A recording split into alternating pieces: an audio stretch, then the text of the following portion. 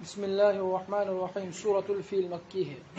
اعوذ باللہ من الشیطان الرجیم بسم اللہ الرحمن الرحیم الم تر کیف فعل ربک باصحاب الفیل الم یجعل کیدہم فی تضلیل وارسل علیہم طیرا ابابیل ترمیہم بحجارۃ من سجیل فجعلہم کعصف مأکول۔ کیا آپ نے دیکھا نہیں کہ آپ کے رب نے کیا کیا ہاتھی والوں کے ساتھ؟ کیا ان کی تدبیر کو ناکام نہیں کر دیا اور ان پر جھنڈ کے جھنڈ پرندے بھیجے؟ ان کو مارتے تھے پتھر کے کنکر، بس ان کو کھائے ہوئے بھوسے کی طرح بنا دیا۔ یہ اللہ تبارک و تعالیٰ کی ان نعمتوں میں سے جس کے ذریعے سے اللہ تبارک و تعالیٰ نے احسان کیا قریش پر کہ ان کو بچایا ہاتھی والوں سے، جنہوں نے تحقیق کے پختہ ارادہ کر لیا تھا کعبہ کو منہدم کرنے پر اور اس کے نشانات کو وجود سے مٹانے پر۔ بس اللہ تبارک و تعالیٰ نے ان کو ہلاک کر دیا، ان کے ناک کو خاک آلود کر دیا، ان کی کوشش کو ناکام کر دیا، ان کے عمل کو رائیگاں کر دیا اور ان کو لوٹا دیا بدترین شر کے ساتھ۔ یہ ہاتھی والوں کا قصہ اختصار کے طور پر یہ ہے۔ روایت کیا گیا ہے کہ ابرہہ اشرم نے ایک عظیم الشان کنیسہ بنایا صنعاء میں، جو بلند عمارت والا، کشادہ صحن والا اور چاروں طرف سے مزین تھا، جس کو عرب لوگ قریش سے موسوم کرتے ہیں اس کے بلند ہونے کی وجہ سے، اس لیے کہ اس کی طرف دیکھنے والا قریب ہے کہ اس کی ٹوپی گر جائے اس کے سر سے، اس کی عمارت کے بلند ہونے کی وجہ سے۔ اور ابرہہ نے پختہ ارادہ کر لیا تھا اس بات پر کہ وہ عرب کی حج کو پھیر دے گا اس کی طرف، جیسا کہ وہ کعبۃ اللہ کی طرف حج کرتے ہیں مکہ میں، اور اس نے اس کا اعلان کروایا اپنی حکومت میں۔ بس عرب نے اس کو ناپسند کیا اور قریش غصہ ہو گئے، اس سے بہت زیادہ غصہ، یہاں تک کہ ان میں سے بعض نے ارادہ کیا اور وہ پہنچے یہاں تک کہ وہ کنیسہ میں داخل ہو گئے۔ پھر انہوں نے اس میں غلاظت کی اور واپس چلے آئے۔ پھر جب خادم کعبہ نے یہ غلاظت دیکھی تو خادم کنیسہ نے یہ غلاظت دیکھی تو انہوں نے اس کے بارے میں اپنے بادشاہ ابرہہ کو خبر دی، اور انہوں نے ان سے کہا کہ بلا شبہ یہ باز قریش نے غصے کی وجہ سے کیا ہے، اپنے اس گھر کی وجہ سے جس کے مقابلے میں آپ نے یہ بنایا ہے۔ بس ابرہہ نے قسم کھائی کہ وہ ضرور ضرور بیت اللہ کی طرف جائے گا مکہ میں اور اس کو ویران کر دے گا ایک ایک پتھر اکھاڑ کر۔ اور مقاتل نے ذکر کیا کہ قریش کے کچھ نوجوان داخل ہوئے، بس انہوں نے اس میں آگ جلائی، اور وہ ایسا دن تھا جس میں سخت ہوا تھی، بس پورا کنیسہ جل گیا۔ بس ابرہہ نے اس کی وجہ سے تیاری کی اور ایک بڑے مضبوط لشکر جرار کے ساتھ نکلا تاکہ اس کو کوئی اس سے روک نہ سکے، اور اپنے ساتھ ایک بڑے جسم والے ہاتھی کو لے لیا جس کے مانند نہیں دیکھا گیا، جس کو محمود کہا جاتا تھا، اور کہا جاتا ہے کہ اس کے ساتھ اس کے علاوہ 12 ہاتھی اور تھے۔ پھر جب عرب نے ان کے آنے کے بارے میں سنا تو انہوں نے یہ معاملہ بڑا سمجھا، اور انہوں نے سمجھا یہ کہ لازم ہے ان پر دیوار بنانا بیت اللہ کے آگے، روکنا بیت اللہ کے آگے سے اور لوٹانا اس کو جنہوں نے یہ مکر کا ارادہ کیا ہے۔ پس یمن والوں کے سرداروں میں سے اور ان کے بادشاہوں میں سے ایک شخص نکلا جس کو دو نفر کہا جاتا ہے۔ پس اس نے اپنی قوم کو بلایا ابرہہ سے لڑنے کے لیے اور اسے جہاد کرنے کے لیے بیت اللہ کے بارے میں۔ پس انہوں نے اس کی دعوت کو قبول کر لیا اور انہوں نے ابرہہ سے قتال کیا۔ پس ابرہہ نے ان کو شکست دے دی، پھر وہ ان کے پاس سے گزر گیا، یہاں تک کہ جب ارض خصعم میں آیا تو اس کے سامنے آئے نفیل بن حبیب خصعمی اپنی قوم کے ساتھ۔ پس انہوں نے ابرہہ سے قتال کیا، بس ابرہہ نے ان کو بھی شکست دے دی اور نفیل بن حبیب کو قیدی بنا لیا، پھر اس کے قتل کا ارادہ کیا، پھر اس کو معاف کر دیا اور اس کو اپنے ساتھ لے لیا تاکہ اس کی رہنمائی کرے حجاز کے شہروں میں۔ پھر جب وہ طائف کی زمین سے قریب ہوا تو اس کی طرف اس کے رہنے والے ثقیف کے لوگ نکلے اور انہوں نے اسے صلح کے لیے خوف کرتے ہوئے اپنے اس گھر کی وجہ سے جو ان کے پاس تھا جس کو وہ لات کہتے تھے، بس انہوں نے ابرہہ کا اکرام کیا اور انہوں نے اس کے ساتھ ابا رگال کو بھیجا رہنمائی کے لیے۔ پھر جب ابرہہ پہنچا مغمس کے پاس، اور یہ مکہ کے قریب ایک جگہ ہے، تو وہاں پڑاؤ کیا اور اس کے لشکر نے لوٹ لیا مکہ والوں کی چراگاہوں سے اونٹوں کو اور اس کے علاوہ جانوروں کو۔ پس انہوں نے اس کو لے لیا اور چراگاہ میں 200 اونٹ تھے عبد المطلب کے۔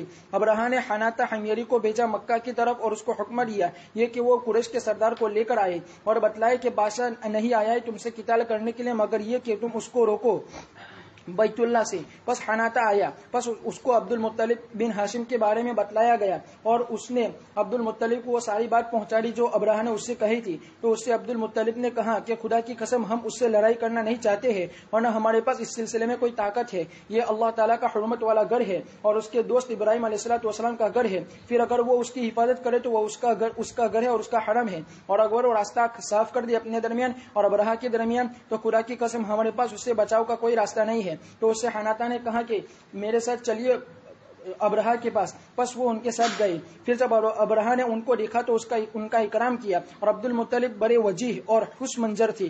ابرہہ اپنی چارپائی سے اتر گیا اور ان کے ساتھ چٹائی پر بیٹھ گیا اور اپنے ترجمان سے کہا کہ ان سے پوچھیے کہ تم کو کیا ضرورت ہے۔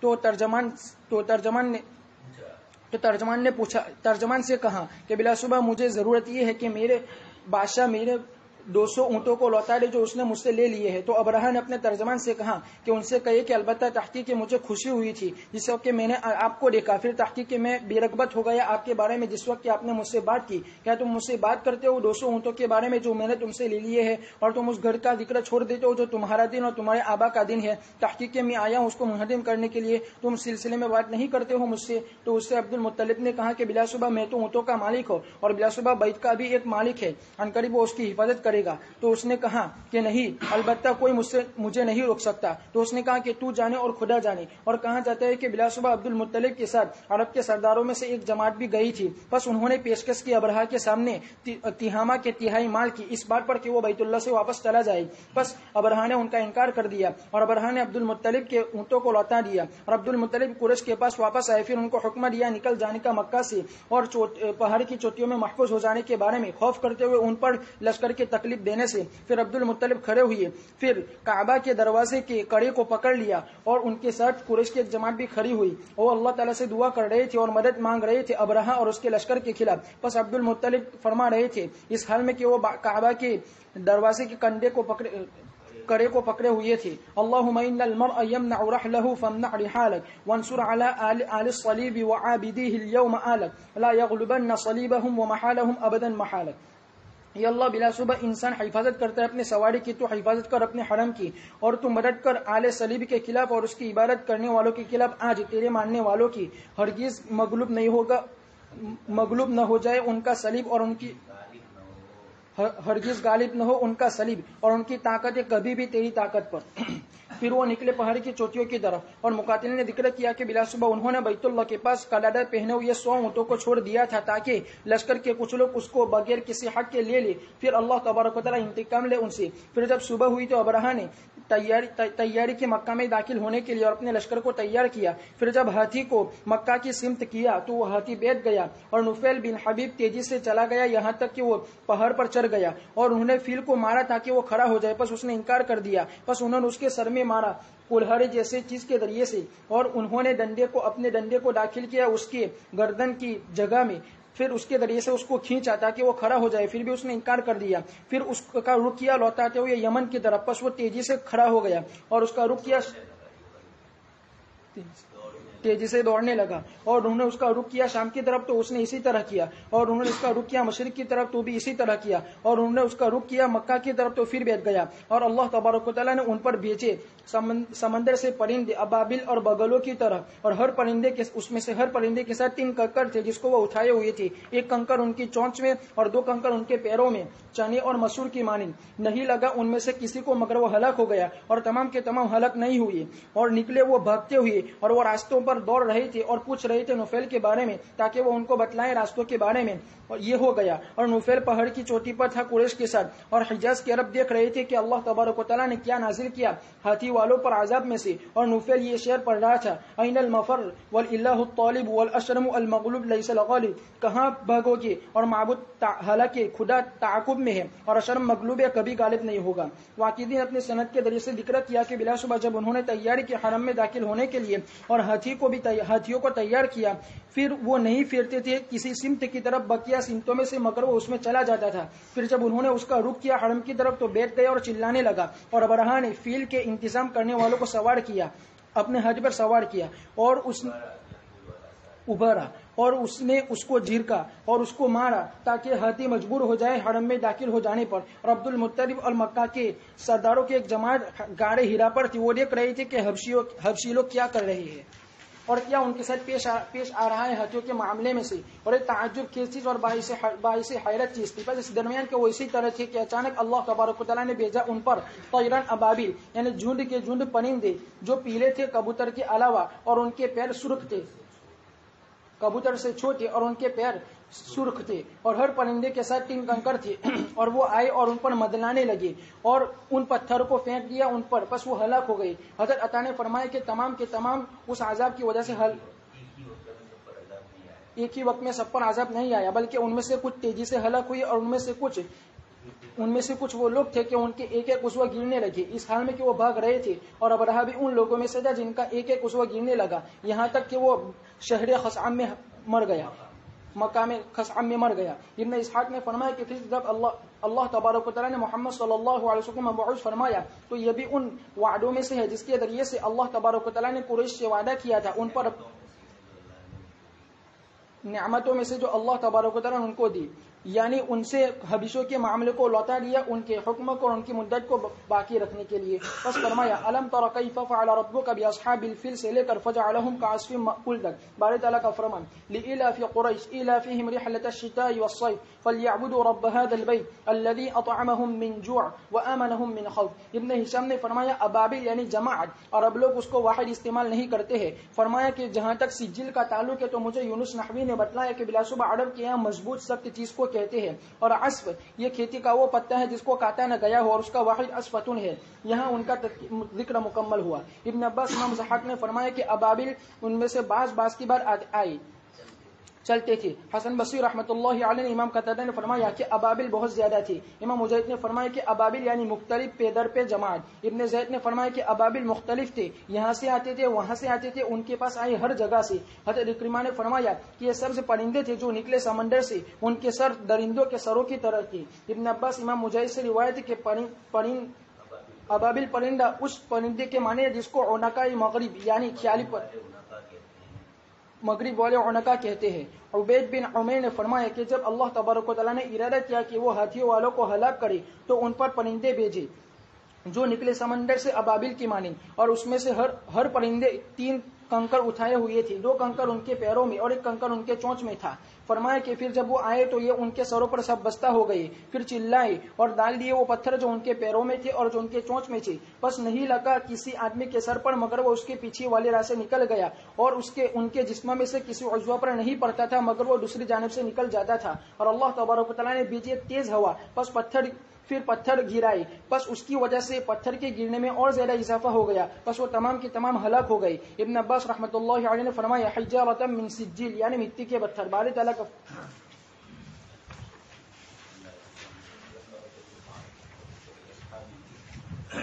اللہ کے نبی صلی اللہ علیہ وسلم کے پیدا ہونے سے پہلے یہ واقعہ پیش آیا، اور آپ کے دادا جناب مختلف مکہ مکرمہ کے سردار تھے ابرہہ۔ یہ اصل میں تو حفصہ کے بادشاہ کا نائب تھا، اور حفصہ بھی عیسائی حکومت تھی، اور یمن نچلا حصہ ہے۔ حفصہ بالکل ادھر آیا اور سعودی عربیہ ادھر آیا، صومالیہ اور حفصہ یہ دونوں بالکل آمنے سامنے ہے، بیچ میں بحر احمر ہے۔ تو سعودی کی یہ پٹی ادھر جدہ ہے اور ادھر سامنے ہی صومالیہ اور ایتھوپیا ہے۔ اسی ایتھوپیا آج کل انگلش میں اس کو ایتھوپیا بولتے ہیں، اس زمانے میں اس کو حبشہ بولتے ہیں۔ ایتھوپیا کے پھر 2 حصے ہیں، ایک بڑا اسلامی حصہ تھا وہ الگ ہو گیا، ایریا یہ نیا ملک ہے مسلمان جو حبشہ سے نکلا ہے، یہ پورا مسلمان ہے، اور حبشہ میں بھی مسلمان تو ہے لیکن کم ہے اور وہاں زیادہ ہے، اس کو ایتھوپیا بولتے ہیں۔ ایتھوپیا نے اللہ نے اسی نسبت سے چلتی ہے۔ تو وہاں حبشہ کے علاقے سے یہ رہتے تھے اور وہاں پر یہ عیسائی حکومتیں تھیں، اور اسی طریقے سے یمن کے اندر بھی ان کی حکومت قائم ہو گئی تھی۔ حبشہ سے یمن میں آئے تھے، اور وہاں جو اصل یہ دونوں کے دونوں تابع تھے، حبشہ والا بھی اور وہاں ایک دوسرا بھی راجا تھا، 2 بڑے سردار تھے جن کے درمیان آپس میں مخاصمہ تھا۔ یہ روم کی طرف سے بھیجے گئے تھے، اور یہ چاہتا تھا ابرہہ کہ رومی بادشاہوں کے سامنے میرا بڑا نام ہو جائے، میں کوئی ایسا کام کروں گی جس سے رومی لوگ اس سے خوش ہو جائے، عیسائی لوگ، یہ خود بھی عیسائی، اور عیسائیوں کا سب سے بڑا شہر اس وقت روم تھا، اٹلی جو ملک ہے ابھی بھی روم ہے، ویٹیکن سٹی ابھی بولتے ہیں اس کو۔ تو وہاں سے اس راجا کو خوش کرنے کے لیے یہ 2 سردار تھے، ایک ابرہہ تھا اور ایک دوسرا تھا۔ ابرہہ نے یہ چاہا کہ میں کوئی ایسا کام کروں کہ جس سے رومی لوگ مجھ سے خوش ہو جائے، اور اس کے بدلے کے اندر مجھے یہ پوری علاقے کی حکومت کو مجھے دے دے۔ اس کے لیے اس نے لوگوں سے پوچھا کہ یہاں مکہ اور اطراف کے جزیرے کے اندر کیا ہو رہا ہے۔ لوگوں نے اس کو بتلایا کہ مکہ مکرمہ کو سب سے زیادہ عظمت حاصل ہے پورے جزیرے میں۔ اس نے کہا کہ میں اس کے مقابلے کے اندر کعبہ یمانیہ بناؤں، اور اس طریقے سے اس نے یمن کے اندر اس طرح کا گرجا بنایا، اور لوگوں کو زبردستی حکم دیا کہ مکہ مکرمہ نہ جائے اور اس کے بجائے یہیں کا طواف کرے اور یہیں کو وہی سب کچھ چیزیں کرے۔ جب قریش کو یہ پتا چلا تو انہوں نے اس کا مقابلہ کیا۔ اب مقابلہ تو کر نہیں سکتے تھے، یہ تو بکھرے ہوئے الگ الگ قبائل تھے اور تو منظم فوجیں تھیں، تو ان لوگوں میں سے کچھ لوگ گئے اور وہاں جا کر استنجا کیا، کچھ لوگوں نے جلا دیا، دونوں روایتیں ہیں، کچھ نہ کچھ کیا۔ یہ لوگ سمجھ گئے ابرہہ کے لوگ کہ یقیناً یہ کام کرنے والے مکہ والے ہی ہیں، قریش والے ہی ہیں، اس لیے کہ انہی کے گھر کے اوپر ہم نے حملہ کرنے کی بات کی. تو ابرہہ نے تو انتظار ہی میں تھا، کسی نہ کسی طرح بیت اللہ کو گرانے کے سلسلے کے اندر یہ سوچی، اور اس طریقے سے پورا لشکر لے کر یہ مکہ مکرمہ کی طرف روانہ ہوا. اس میں کچھ ہاتھی بھی تھے، محمود نام جس کا بتلایا. اس کو جب مکہ کی طرف پھیرتے، مکہ کے قریب آنے کے بعد تو مکہ نہیں چلتا تھا، دوسری طرف جس رخ میں بھی اس کو چلایا کھڑا ہو جاتا تھا، اور مکہ مکرمہ کی طرف اس کو یہ گھیر دیتے تھے تو اس وقت وہ پیچھے ہٹتا تھا. یہ بھی اللہ پاک کی طرف سے معجزے کا ظہور ہوا. راستے کے اندر سب سے پہلے یمن والے آئے، انہوں نے مقابلہ کیا، ذو نفر کو پکڑ لیا، پھر اس نے چھوڑ دیا، اور الفیل ابن حبیب اس کو پکڑ لیا. اسی طریقے سے پھر طائف کے قریب آیا تو ثقیفانوں نے اس سے صلح کر لی، سمجھ گئے کہ ہم مقابلہ نہیں کر سکتے. اب وہ مکہ کے قریب آئے، اتفاق سے مکہ والوں کے جانور چل رہے تھے، ان سب پر قبضہ کر لیا. اسی میں عبد المطلب کے 200 اونٹ تھے. اس کو تو ان میں سے کسی کے ساتھ کچھ کرنا نہیں تھا، اس کا تو اصل مقصد بیت اللہ کو گرانا تھا. اس لیے اس نے عبد المطلب کو بلایا، اپنا آدمی بھیجا، اور پھر ان سے گفتگو ہوئی. عبد المطلب نے کہا کہ میرے 200 اونٹ لاؤ. اس نے کہا کہ میں تو یہ سمجھ رہا تھا کہ تم میرے ساتھ بیت اللہ کی چرچا کرو گے، اس سلسلے میں گفتگو کرو گے، تم تو اس میں بات ہی نہیں کر رہے ہو. عبد المطلب میرے نزدیک تمہارا مرتبہ بڑا تھا، اس لیے کہ عبد المطلب کے مکہ کے سردار اور نور نبوت آپ صلی اللہ علیہ وسلم کا ان کے اندر تھا. تو اللہ پاک نے بڑے وجیح بنائے تھے، لوگوں کے سامنے بڑا رعبدار تھے. عبد المطلب کو دیکھ کر اس نے پہلے تو عظمت کی، اور جب عبد المطلب نے اس کے ساتھ بیت اللہ کے سلسلے میں گفتگو ہی نہیں کی، اپنے اونٹنی کی بات کی، تو کہیں کیا کیسا آدمی ہوا، بیت اللہ کا مجاور ہے، سردار ہے وہاں کا، اور یہ بیت اللہ کے سلسلے میں گفتگو نہ کرتے ہوئے اپنے اونٹوں کی، اپنی غرض کی بات کرتے ہیں. عبد المطلب نے کہا کہ یہ اونٹ میرے ہیں، اس کا مالک میں ہوں، اس لیے میں اس کی بات کرتا ہوں، اور بیت اللہ کا بھی رب ہے، ان للبیت ربا سیحمیہ، کہ اللہ تبارک و تعالیٰ اس گھر کا مالک ہے، وہ اپنے گھر کی حفاظت کرے. یہ ایک مسئلہ ہوا. دوسری گفتگو یہ بھی ہوئی کہ عبد المطلب نے اور دوسرے کچھ لوگوں نے مل کر اس کو پیشکش کی تھی کہ تہامہ کے علاقے کے اندر گیہوں اور کھیتی باڑی زیادہ ہوتی تھی، تو تہامہ کے علاقے میں جو کھیتی ہوگی اس کا 1/3 حصہ ہم تجھے دے دیں گے، لیکن تو کسی طرح بیت اللہ سے واپس چلا جا. صلح کرنے کی ایک گفتگو کی، لیکن اس نے یہ بھی نہیں مانا اور پوری تیاری کر لی. عبد المطلب سمجھ گئے جب یہ بیت اللہ کو گرانے ہی کے لیے آیا ہے، تو بیت اللہ کے دروازے پر چپک کر آپ نے اللہ تبارک تعالیٰ سے دعائیں فرمائی. اب تک یہ فطرت کا دور ہے، آپ صلی اللہ علیہ وسلم تشریف نہیں لائے ہیں، یہ فطرت کا دور ہے. اس دور میں جو توحید پر ہوتا ہے اس کو موحد سمجھا جاتا ہے، رسالت تو تھی نہیں. اور پھر آپ صلی اللہ علیہ وسلم کی تشریف آوری کے بعد اب توحید بھی اور رسالت دونوں کا اعتبار ہوتا ہے. تو جناب عبد المطلب نے یہ ساری دعائیں بھی کی اللہ تبارک تعالیٰ سے، اور مکہ والوں کو یہ کہہ دیا کہ اب یہاں سے ہم نکل جاؤ، اس لیے کہ ابرہہ کا لشکر بڑا ہے اور حبشی لوگ ہیں، عقل کی بھی کچھ کم ہے، اگر یہ آئیں گے تو ہم لوگوں کو، ہمارے بیوی بچوں کو نقصان پہنچائیں گے. تو پورا مکہ خالی ہو گیا، پہاڑیوں پر یہ لوگ چلے گئے اپنے گھر چھوڑ کر. ادھر اللہ تبارک تعالیٰ کی طرف سے یہ نظام ہوا.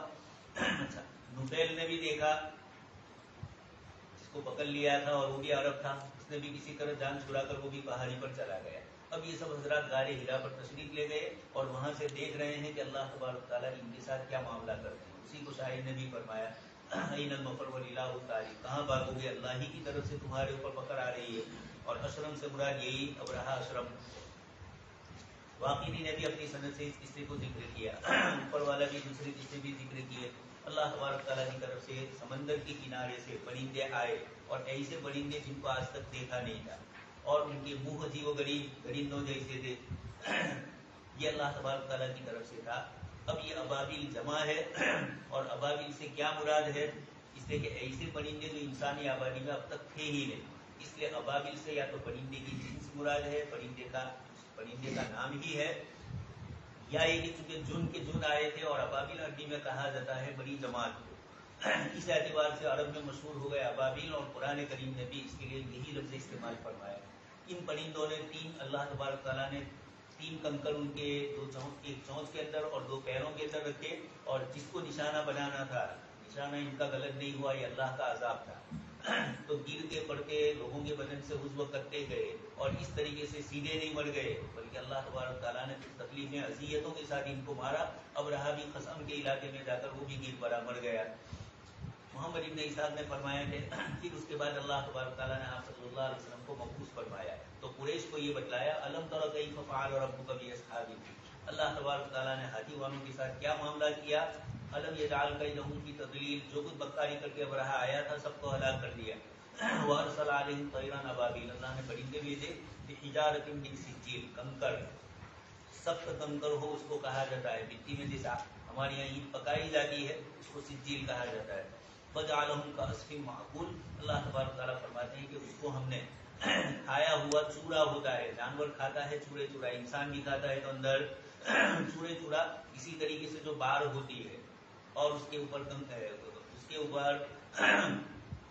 کانٹے دار کچھ نہ کچھ چیزیں ڈالی جاتی ہے، پھر وہ خشک ہو جاتی ہے، بچے کھیلتے ہیں تو وہ پیر رکھتے ہیں تو وہ ٹوٹ جاتا ہے، تو چلتے پھرتے لوگوں کی وجہ سے وہ چورے چورا ہو جاتا ہے، اس کو بھی کہا جاتا ہے معقول۔ تو کعصف معقول، بالکل چورے چورا ہو گئے، مراد یہ کہ بدن کا ایک ایک عضو اللہ تبارک تعالیٰ نے کاٹ دیا۔ فجعلہم کعصف معقول لإلاف قریش، لإلاف میں لام ہے، یہ جار مجرور کا تعلق کس سے ہے؟ تو مفسرین کی ایک جماعت نے یہ ترجمہ کیا، دونوں سورتوں کا مضمون ایک ہی ہے، تو فجعلہم کعصف معقول لإلاف قریش، اللہ تبارک تعالیٰ نے ان کو چورے چورا کیوں کر دیا؟ قریش کو اللہ تبارک تعالیٰ سے مانوس کرنے کے لیے کہ بیت اللہ کی نگرانی کرنے کی تم نے تھامی تو اللہ تبارک تعالیٰ نے تمہاری حفاظت کی، تمہیں مانوس کر دیا، اور اتنے بڑے لشکر کو اللہ تبارک تعالیٰ نے شکست دی، اس لیے ان دونوں صورتوں کو ساتھ میں پڑھا جاتا ہے۔ کچھ حضرات لإلاف قریش کا تعلق قائم کرتے ہیں فلیعبدوا رب ھذا البیت سے، اگلی صورت کا، خیر یہ بھی اپنی جگہ پر صحیح ہے، لیکن زیادہ تر مفسرین نے جعلہم کعصف معقول لإلاف قریش، یہ کیوں کیا؟ قریش کو اللہ پاک کی طرف سے مانوس کرنے کے لیے۔ بارے تعالیٰ کا فرمان فجعلہم کعصف معقول، سعید بن جبیر نے فرمایا کہ یعنی بھوسا، جس کو عام لوگ حبور کہتے ہیں۔ ابن عباس رضی اللہ تعالیٰ عنہ نے فرمایا عصف یعنی وہ چھلکا جو گلے پر ہوتا ہے جیسے کہ گیہوں پر گلا۔ ابن زید نے فرمایا کہ چھلکے سے، عصف سے کھیتی کا پتا اور سبزی کا پتا مراد ہے، جبکہ اس کو چوپائے گئے پھر اس سے لید کرے پھر وہ خشک ہو جائے۔ معنی یہ ہے کہ بلا شبہ اللہ تبارک و تعالیٰ ان کو ہلاک کر دیا اور ان کو برباد کر دیا اور ان کو لوٹا دیا ان کے مکر کے ساتھ، ان کے غصے کے ساتھ، بس انہوں نے نہیں پائی کوئی بھلائی اور ہلاک کر دیا ان کے تمام لوگوں کو، نہیں لوٹا ان میں سے کوئی خبر دینے والا مگر وہ زخموں سے چور تھا، جیسا کہ امیہ بن ابی سعد ابن ربیعہ نے اپنے شعر میں کہا ان آیات ربنا باقیات ما یماری فیہم الا الکفور خلق اللیل والنہار فکل مستبین حساب، بلا شبہ ہمارے رب کی آیتیں باقی رہنے والی، نشانیاں باقی رہنے والی ہے، شک نہیں کرتا ہے ان کے بارے میں مگر ناشکرا۔ خلق اللیل والنہار فکل مستبین حسابہ مقدور، اس نے رات اور دن کو پیدا کیا پس تمام واضح ہے، ان کا حساب متعینہ ہے۔ ثم یجلی النہار رب رحیم بمہات شعاع ہوا منصور، پھر دن کو رب رحیم نے روشن کیا آفتاب کے ذریعے سے جس کی کرنیں پھیلی ہوئی ہے۔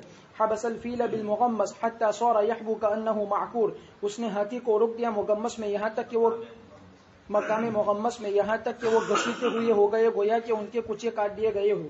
خلفوہ ثم ابدعوا جميعا كلهم عزم ساقیہ مکسور، بس انہوں نے اس کو پیچھے چھوڑ دیا پھر وہ بکھر گئے تمام کے تمام اور تمام کی بڑی پنجری کو توڑا ہوا بنا دیا۔ کل دین یوم القیامت عند اللہ الا دین الحنیفہ بور، ہر دین قیامت کے دن اللہ تعالیٰ کے یہاں مگر دین حنیفہ ہلاک ہونے والا ہے، مگر دین حنیفہ۔ اور تحقیق کی ہم نے سورۃ الفتح کی تفسیر میں بیان کر دیا کہ رسول اللہ صلی اللہ علیہ وسلم جب حدیبیہ کے دن رکے اس ثنیہ پہاڑ پر جہاں سے اترے تھے قریش کے پاس،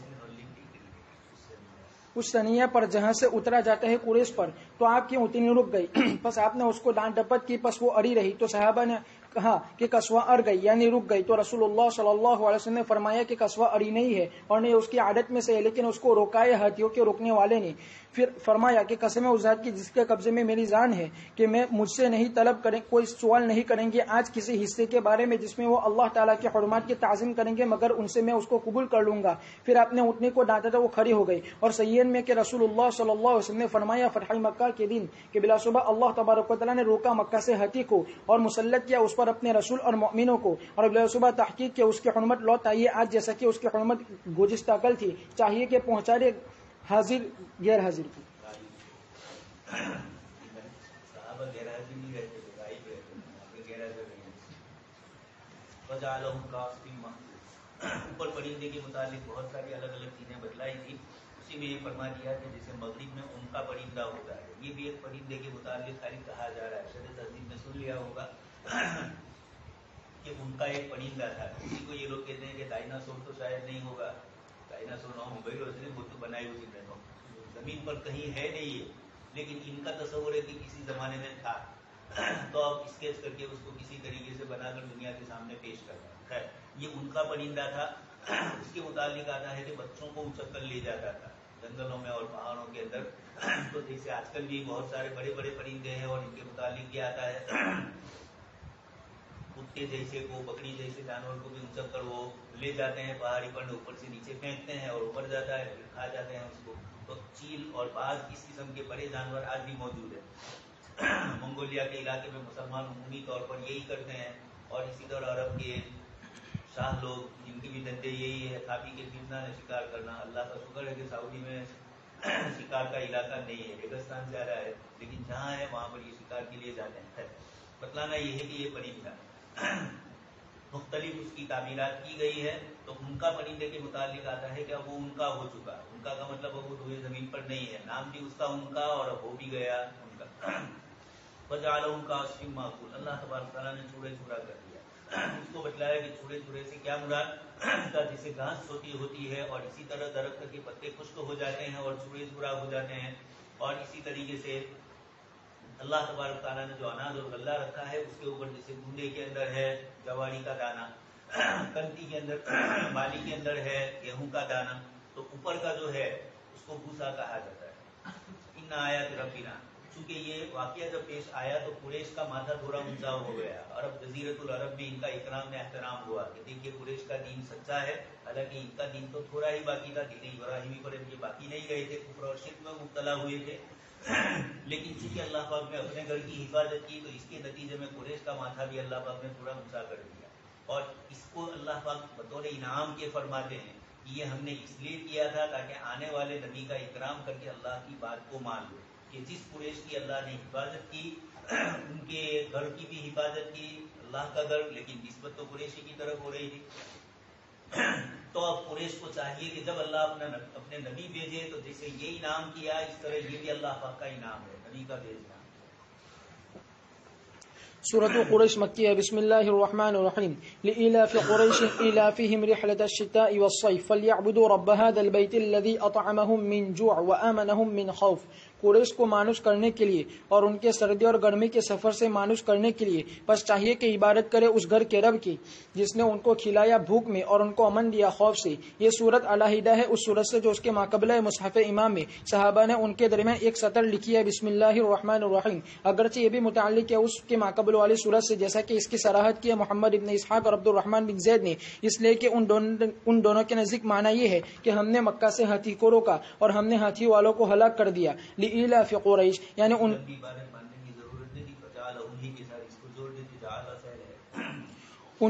ان کو مانوس کرنے کے لیے ان کو اکٹھا کرنے کے لیے ان کے بلد امین میں. اور ایک قول یہ ہے کہ اس سے مراد وہ ہے جس کے وہ عادی تھے سفر کرنے میں, سردی میں یمن کی طرف, گرمی میں شام کی طرف, تجارت گاہوں اور اس کے علاوہ جگہوں میں. پھر وہ لوٹتے تھے اپنے بلد امین کی طرف اپنے سفروں سے ان کے لوگوں کے یہاں امن کے ساتھ اپنے سفروں میں اور ان کے لوگوں کے یہاں عظمت ہونے کی وجہ سے, ان کے اللہ تعالیٰ کے حرم کے باشندے ہونے کی وجہ سے. بس جو بھی ان کو پہچانتا تو ان کا احترام کرتا اور جو ان کے ساتھ سفر میں جاتا تو وہ بھی ان کے ساتھ امن والا ہو جاتا. اور یہ ان کی حالت ان کے سفر کی حالت میں تھی اور ان کے کچھ کرنے کی اور ان کے سردی میں اور ان کے گرمی میں تھی. بہرحال ان کے مقیم شہر میں مقیم ہونے کی حالت میں تو جیسا کہ اللہ تبارک و تعالیٰ نے فرمایا اولم يروا انا جعلنا حرما آمنا ويتخطف الناس من حولهم. اس لیے اللہ تعالیٰ نے فرمایا لإلاف قریش إلافهم, یہ بدل ہے اول سے اور اس کی تفسیر ہے. اسی لیے اللہ تعالیٰ نے فرمایا إلافهم رحلة الشتاء والصيف. ابن زید نے فرمایا کہ درست بات یہ ہے کہ لام تعجب ہے, گویا کہ اللہ تعالیٰ فرماتے ہیں کہ تعجب کرو قریش کی مانوسی کے لیے اور ان پر میری نعمتوں کی وجہ سے جو ان پر کی ہے, اور فرمایا کہ یہ مسلمانوں کو اکٹھا کرنے کے لیے ہے. اس بات پر کہ یہ دونوں صورتیں الگ الگ ہے مستقل ہے. پھر مسلمانوں کا اجماع ہے اس بات پر کہ دونوں صورتیں الگ الگ ہے مستقل ہے. پھر ان کی رہنمائی کی اس نعمت عظیمہ کے شکر ادا کرنے کی درپس فرمایا فَلْيَعْبُدُوا رَبَّ هَذَا الْبَيْتِ, یعنی چاہیے کہ وہ وحدانیت بیان کرے عبادت کرنے کے ذریعے سے جیسا کہ ان کے لیے حرم کو امن والا بنایا اور حرمت والا گھر, جیسا کہ اللہ تبارک و تعالیٰ نے فرمایا انما امرت ان اعبد رب هذه البلدة الذي حرمها.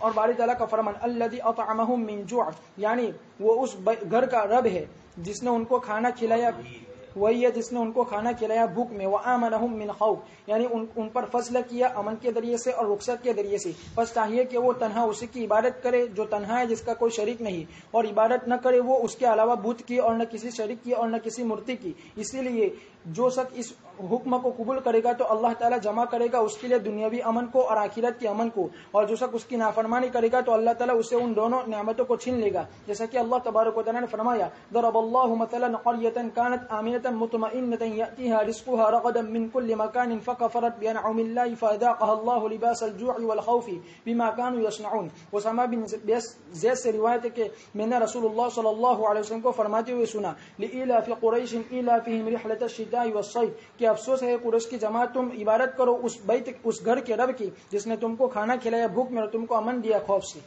اور اللہ تبارک تعالیٰ نے اگلی صورت میں جو انعام فرمایا قریش کے اوپر یہ تو بتلایا ہی، اس کے ساتھ ساتھ قریش کے لیے دوسرا بڑا انعام تھا. یہ تو ابرہہ کا واقعہ پیش آیا، اس سے پہلے بھی مکہ والے جہاں بھی جاتے تھے ان کی عظمت اور ان کا احترام ہوتا تھا. یہاں بروج میں اگر اجمیر کے سجادہ نشین آ جاتے ہیں تو سبزی گتی مل جاتے ہیں. یہ تو اس زمانے میں قریش کے لیے بھی یہی تھا کہ یہ بیت اللہ کے مجاور ہے، اس لیے ان کا اکرام اور احترام ہوتا تھا. یہ کاروبار کے لیے جاتے تو جہاں جاتے وہاں ان کی مہمان نوازی ہوتی. حالانکہ اس زمانے میں قافلے لوٹے جاتے تھے، بڑے بڑے قافلے جاتے تھے لیکن چور اور ڈکیتی کرنے والے ان کو لوٹ لیتے تھے. لیکن ان کا حال یہ تھا کہ جب ان کا قافلہ کسی جگہ سے گزرتا اور یہ پتا چلتا ہے کہ یہ قریش کا قافلہ ہے یا قریش کا حلیف قبیلہ ہے تو بھی ان کے حلیف ہونے والے کو بھی اتنا احترام ہوتا تھا کہ اس کے مال کو لوٹا نہیں جاتا تھا. قریش کا تو یہ حال ہوتا تھا کہ یہ جاتے تو یہ لوگ ان کا اکرام کرتے، اور قریش بھی یہ کرتے تھے. حج کے دنوں میں جب لوگ حج کے لیے آتے تھے تو کھلانا پلانا ان کی دوسری ضروریات کو پورا کرنا یہ قریش نے مذہبی اعتبار سے اس کو سمجھا تھا، ابراہیم علیہ السلام کی اولاد ہونے کے اعتبار سے. اور اس اعتبار سے ان کے ہر قبیلے کے لیے متعین تھا کہ فلانا قبیلہ یہ کام کرے گا، فلانا قبیلہ کام تقسیم کر دیے تھے حج کے دنوں میں. کوئی پلاتا تھا پانی، کوئی کھلاتا تھا، کوئی اور دوسرے کام. اس لیے آپ صلی اللہ علیہ وسلم یہ ابرہہ کے لشکر سے پہلے بھی ان کا اکرام ہوتا تھا اور ابرہہ کے بعد تو اور اکرام ہونے لگا کہ یہ سچے ہیں، اسی لیے اللہ نے اللہ کے گھر کو بچایا اتنے بڑے ظالم اور جابر سے. تو اطراف کے تمام علاقوں کے اندر قریش کے سلسلے کے اندر عظمت اور بزرگی ان کی چھا گئی. قریش کھیتی باڑی والے تھے نہیں، تجارت کرنے والے تھے. تو ان کی تجارت ایسی ہوتی تھی کہ یمن جو نیچے تھا وہ گرم علاقہ ہے تو سردی کے دنوں میں وہاں جاتے تھے، اور شام ٹھنڈا ملک ہے تو شام میں گرمی کے دنوں میں جاتے تھے. تو گرمی کے دنوں میں ٹھنڈک ہو اور ٹھنڈی کے دنوں میں گرمی ملے یمن میں. تو اس طریقے سے سردی اور گرمی کے دونوں سفر تجارتی سفر ہوتے تھے، کاروبار کرتے تھے. اس کاروبار کے اندر ان کو نفع ہوتا تھا، اس لیے کہ سب سے بڑا امن تو یہ کہ ان کو کوئی لوٹتا نہیں تھا. یہ تو جب یہ سفر میں جاتے تھے اور خود جب وہ مکہ میں ہوتے تو مکہ میں تو بیت اللہ کی عظمت تو اتنی ہے کہ اللہ پاک نے اس کو بھی فرمایا، اولم یروا انا جعلنا حرما آمنا ویتخطف الناس من حولهم. اطراف کے علاقے میں لوگوں کو مچک لیا جاتا تھا، مال دولت لے لی جاتی تھی، قتل کر دیا جاتا تھا. اور قریش کو یہاں امن تھا، اطمینان اور سکون تھا حرم میں. سفر میں جاتے تب بھی سکون، اور اپنے وطن میں رہتے من دخلھا کان آمینہ، امن کے ساتھ وہاں لوگ رہتے تھے. اللہ پاک نے دو انعام فرمایا، اطعمہم من جوع. ایک تو یہ کہ بھوک سے کھانا کھلایا، اور یہ کہ تم ایسے علاقے میں تھے کہ جہاں ظاہری اعتبار سے روزی کے کوئی اسباب نہیں تھے تو تم سفر میں جاتے. سفر سب سے مشکل مسئلہ ہے، بیوی بچوں کو چھوڑ کے آدمی اجنبی جگہ پر جائے، کھانا پینا سفر پر سفر شریف میں بھی فرمایا. لیکن ان کے لیے یہ سفر بھی آسان ہو گئے. تو روزی روزگار کے لیے سفر اور سفر کی آسانی اللہ پاک کی طرف سے ہو گئی، تو روزی روزگار کی آسانی گویا ہو گئی. اور دوسری چیز وآمنہم من خوف، قبیلے لوٹ لیے جاتے تھے، ویتخطف الناس، اور ان کے لیے آسانی تھی کہ ان کو کوئی چھیڑتا نہیں تھا. اللہ پاک نے ایک اور مثال بھی قرآن کریم میں دوسری جگہ دی ہے مکہ والوں کی، اسی کو ابن کثیر نے ذکر کیا. ضرب اللہ مثلا قریۃ کانت آمنۃ مطمئنہ. یہ مکہ والے اطمینان اور سکون کی زندگی گزار رہے تھے اور رزق اللہ کی طرف سے من کل مکان، یمن اور شام سب جگہ سے رتلا مل رہا تھا. لیکن فکفرت بانعم اللہ، محمد صلی اللہ علیہ وسلم جو اللہ کی نعمت تھی اس کی ناشکری کی تو اللہ پاک نے بھوک اور پیاس سب کو دے دیا. خوف بھی ہو گیا، جب آپ ہجرت کر کے گئے تو اب مکہ میں بھی خوف شروع ہو گیا.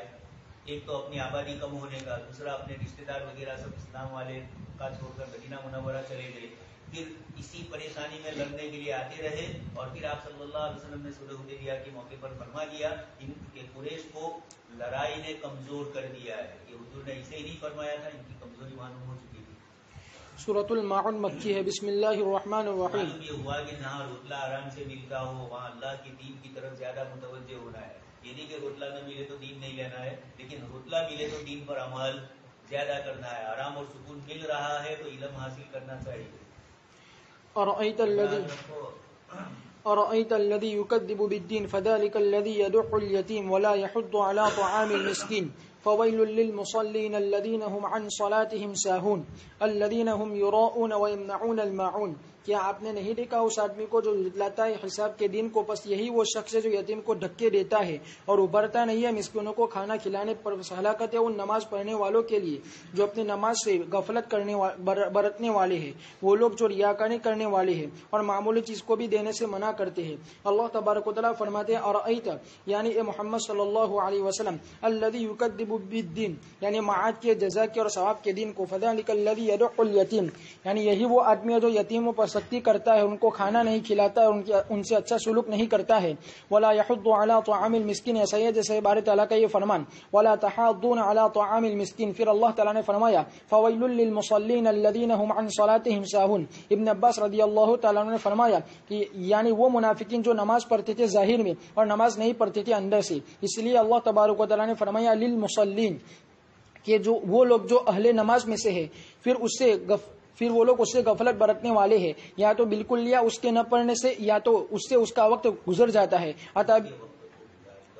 یا تو اس کو اس کے وقت سے گزار کر۔ حضرت عطا بن دینار نے فرمایا کہ تمام تعریف اللہ کے لیے جس نے فرمایا عن صلاتہم ساہون اور فی صلاتہم ساہون نہیں کہا، بس وہ اس کو مؤخر کرتے اخیر وقت تک، یا تو اس کو ادا نہیں کرتے اس کے ارکان کے ساتھ، اس کے شرائط کے ساتھ، اس میں خشوع اور خضوع کے ساتھ اور اس کے معنی میں تدبر کرنے کے ساتھ، بس لفظ اس تمام کو شامل ہے۔ جیسا کہ صحیحین میں ثابت ہے کہ رسول اللہ صلی اللہ علیہ وسلم نے فرمایا کہ یہ منافق کی نماز ہے، یہ منافق کی نماز ہے، یہ منافق کی نماز ہے، بیٹھتا ہے، انتظار کرتا ہے سورج کی غروب ہونے کا، یہاں تک کہ جب وہ شیطان کے دو سنگوں کے درمیان ہوتا ہے تو کھڑا ہوتا ہے، پھر 4 ٹھونگے لگاتا ہے، وہ اللہ تعالیٰ کا ذکر نہیں کرتا ہے اس میں مگر بہت کم، بس وہ مؤخر کرتا ہے اس عصر کی نماز کو جس کو وسطی کہا جاتا ہے، جیسا کہ اس پر آیت کریمہ ثابت ہے، اس کے آخری وقت تک، اور یہ مکروہ وقت ہے۔ پھر وہ کھڑا ہوتا ہے اس کی طرف، پھر اس میں کوے کے ٹھونگے مارنے کی طرح ٹھونگے مارتا ہے، بس نہ اطمینان ہوتا ہے اور نہ اس میں خشوع بھی ہوتا ہے۔ اس لیے اللہ تبارک و تعالیٰ نے فرمایا کہ اللہ تعالیٰ کا ذکر نہیں کرتے اس میں مگر بہت کم،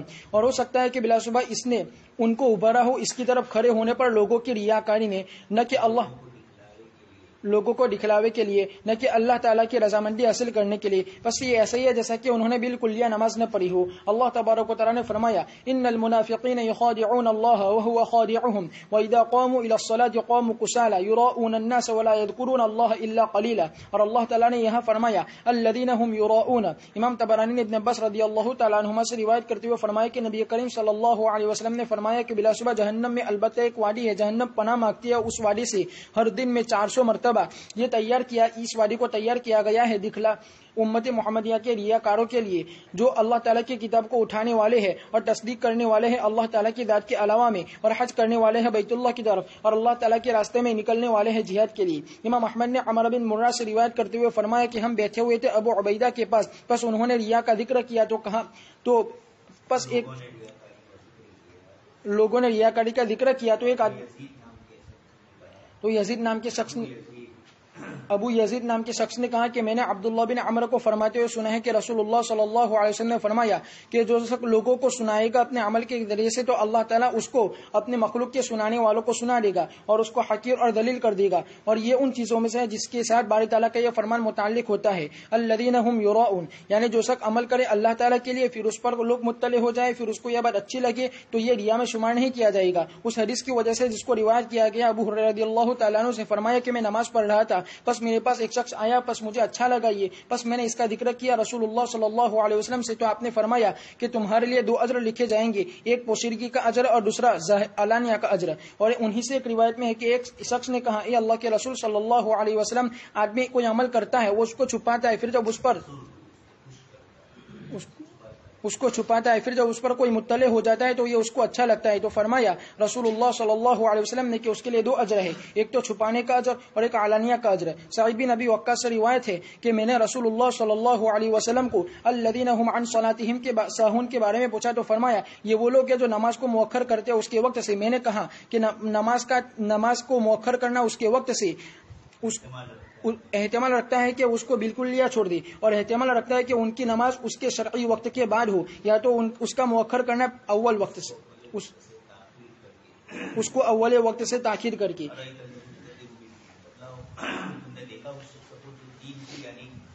مالکی یوم الدین بدلے کے دن کی تصدیق کرتا ہے، حساب کتاب کے سلسلے کا انکار کرتا ہے. مشرکین بھی عموماً ہوتے ہیں جو انکار کرتے ہیں.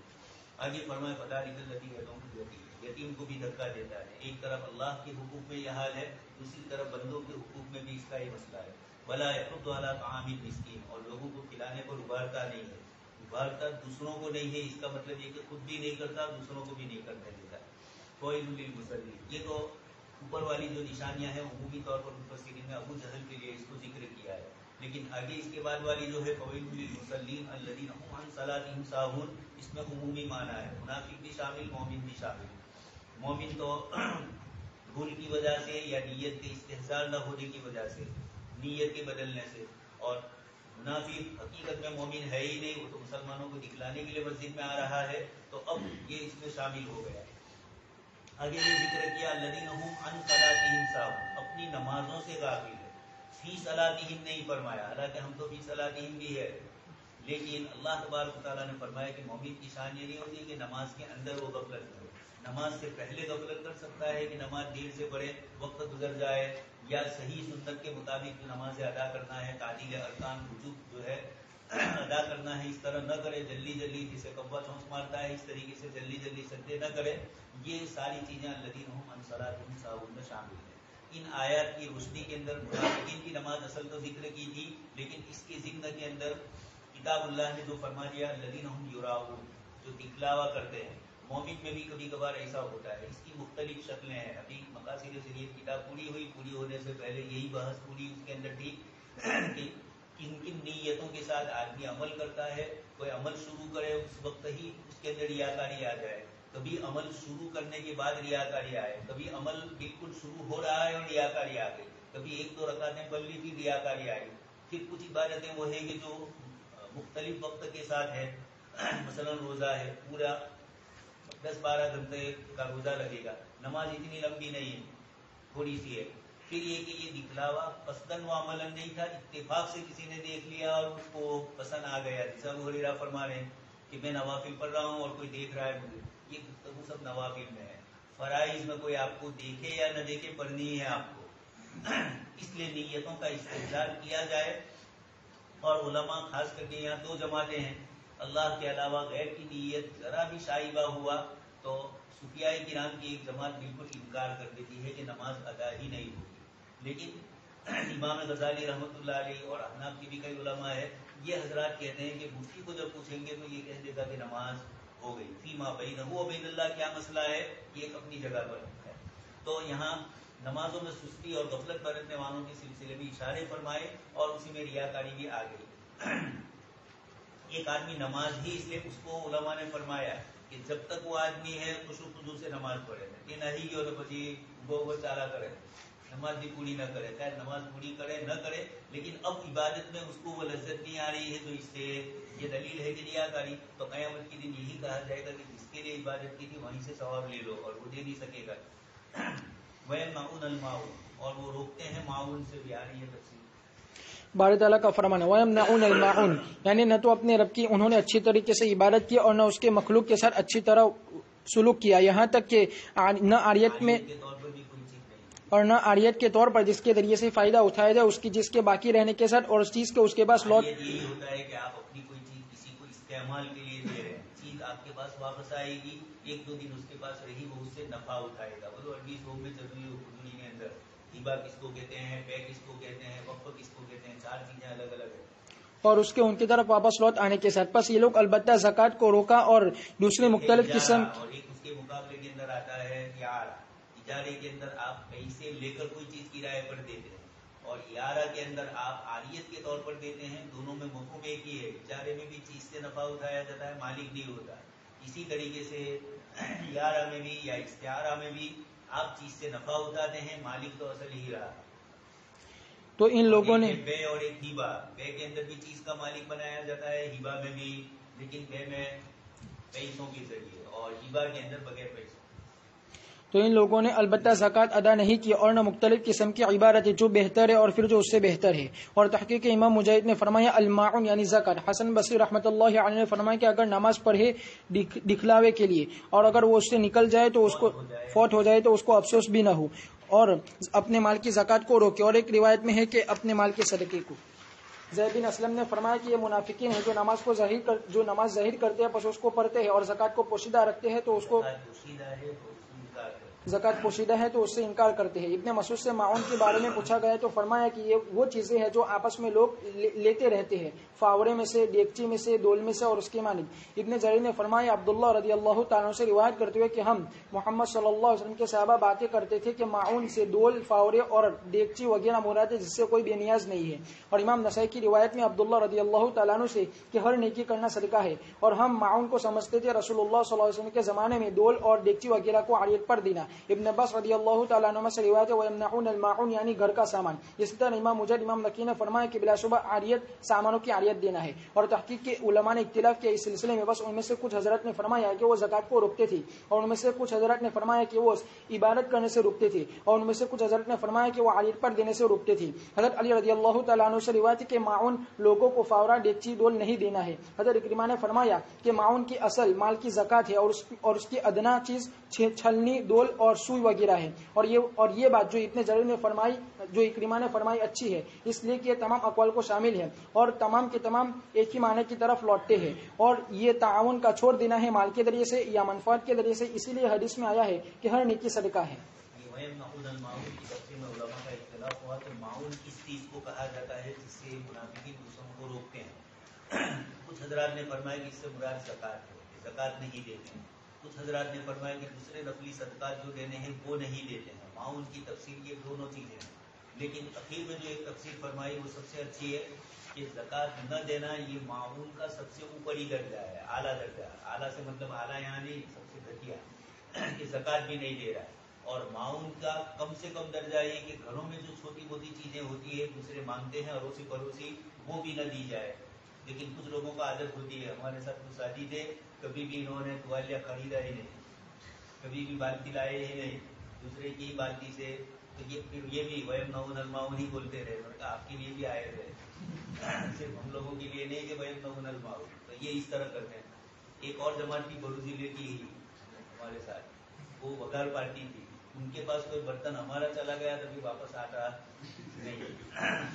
ایک ساتھی ہمارے تھے مولوی خالد کر کے خانپور کے، آپ کو ٹوکرو اناؤنس کی لایا، پھر اس کے بعد سے پھر چوری نہیں کی کبھی. خیر، تو اس طریقے سے ہوتا ہے. رأس الماعون زکوٰۃ المال، یہ چھوٹی موٹی چیزوں سے انکار کرنا، نہ دینا، یہ اچھی چیز نہیں سمجھی جاتی تھی اور اس پڑوس میں ضرورت پڑتی ہے. لیکن یہ مطلب نہیں ہے کہ ون وے ہو، آپ ہی لیتے رہو اور سامنے والا بیچارہ کبھی لینے ہی نہ آئے، یہ بھی مناسب نہیں ہے. البتہ اتنا ضرور کہا کہ اڑوس پڑوس میں کوئی چھوٹی موٹی چیزوں کی عورتوں میں چلتا رہتا ہے، آتا نہیں ہے تو تبیری سے آتا دیا، نہ پورا دبا کے لیا، نہ کوئی بھر کے دیا. دوسری شرارت بھی ہوتی ہے چیز واپس دیتے وقت ایسی لی ایسی نہ دیتے، یہ مناسب نہیں. سورۃ الکوثر مکی ہے. یہ منافقین کی خصلت ہے، مومن کی نہیں ہے، سخاوت نہ کرنا. اس لیے آپ صلی اللہ علیہ وسلم نے ایک روایت میں فرمایا کہ مومن سب کچھ ہو سکتا ہے لیکن بخیل نہیں ہو سکتا. سورۃ الکوثر مکی ہے. بسم اللہ الرحمن الرحیم. انا اعطیناک الکوثر فصل لربک وانحر ان شانئک هو الابتر. بلا شبہ ہم نے آپ کو کوثر عطا کی، سو نماز پڑھی اپنے رب کے لیے اور قربانی کیجیے، بلا شبہ آپ کا دشمن وہی دم کٹا ہے.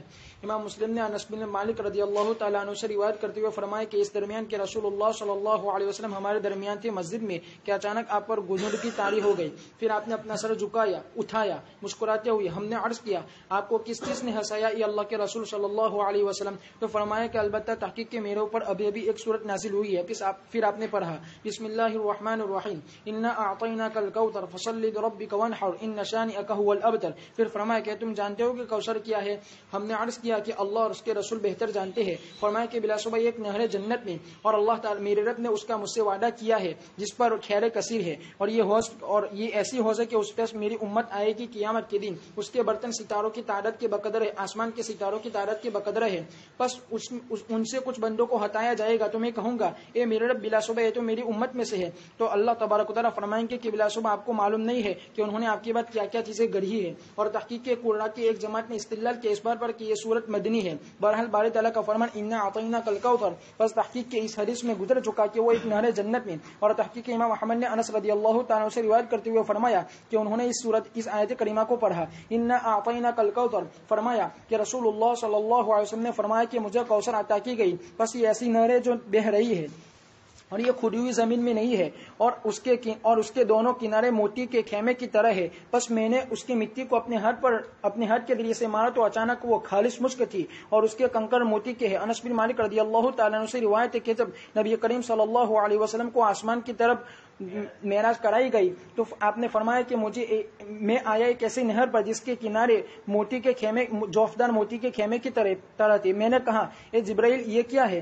تو انہوں نے کہا کہ یہ کوثر ہے. ابن جریر نے روایت کیا انس بن مالک رضی اللہ تعالیٰ عنہ سے فرمایا کہ جب رسول اللہ صلی اللہ علیہ وسلم کو اسراء کرائی گئی تو معراج کرائی گئی تو آپ کو لے کر جبرائیل علیہ السلام گزرے سمائی دنیا میں. بس وہاں ایک نہر تھی جس پر ایک محل تھا موتی اور زبرجد کا. بس اس کی مٹی کی خوشبو آ رہی تھی. بس اچانک وہ مشک تھی. فرمایا جبرائیل یہ نہر کیسی ہے؟ تو فرمایا کہ یہ وہ کوثر ہے جو اللہ تبارک و تعالیٰ نے جو آپ کے رب نے آپ کے لیے چھپائی ہے. اور انس رضی اللہ تعالیٰ عنہ کی ایک روایت میں فرمایا کہ رسول اللہ صلی اللہ علیہ وسلم سے پوچھا گیا کوثر کے بارے میں تو فرمایا کہ یہ ایک نہر ہے جو اللہ تبارک و تعالیٰ مجھے عطا کرے گا جنت میں، جس کی مٹی مشک ہے، جو زیادہ سفید ہے دودھ سے، زیادہ شیریں ہے شہد سے، اور پرندے اس کے پاس آتے ہیں جن کی گردن اونٹ کی گردن کی مانند ہے. حضرت ابو بکر نے عرض کیا اللہ کے رسول بلا شبہ البتہ یہ بدے خوش عیش ہوں گے. تو آپ نے فرمایا کہ اس کے کھانے والے اس سے زیادہ خوش عیش ہوں گے. امام بخاری نے فرمایا کہ حضرت عائشہ رضی اللہ تعالیٰ عنہ سے روایت ہے، فرماتی ہے کہ میں نے باری تعالیٰ کے فرمان انا اعطیناک الکوثر کے بارے میں پوچھا تو فرماتی ہے کہ ایک نہر ہے جو تمہارے نبی صلی اللہ علیہ وسلم کو دی جائے گی.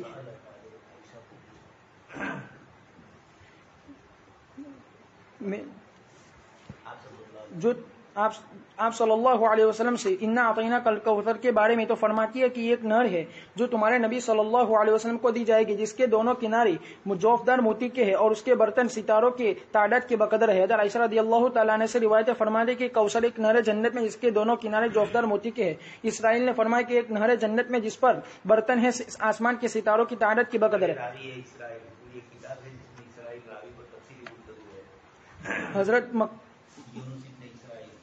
حضرت مسروق سے روایت ہے فرمایا کہ میں نے عائشہ رضی اللہ تعالیٰ عنہ سے پوچھا یہ ام المؤمنین مجھے کوثر کے بارے میں بتلائی تو فرماتی ہے کہ ایک نہر ہے جنت کے بطنان میں. میں نے کہا کہ جنت کا بطنان کیا ہے؟ تو فرمایا کہ اس کا درمیانی حصہ کہ اور اس کے کنارے محل ہے موتی کے اور یاقوت کے اور اس کی مٹی مشک کی ہے اور اس کے کنکر موتی اور یاقوت کے ہے. امام بخاری نے فرمایا ابن عباس رضی اللہ تعالیٰ عنہ سے روایت کرتے ہوئے کہ بلا صبح انہوں نے فرمایا کوثر کے بارے میں کہ یہ وہ خیر ہے جو اللہ تبارک و تعالیٰ آپ کو عطا فرمائیں گے.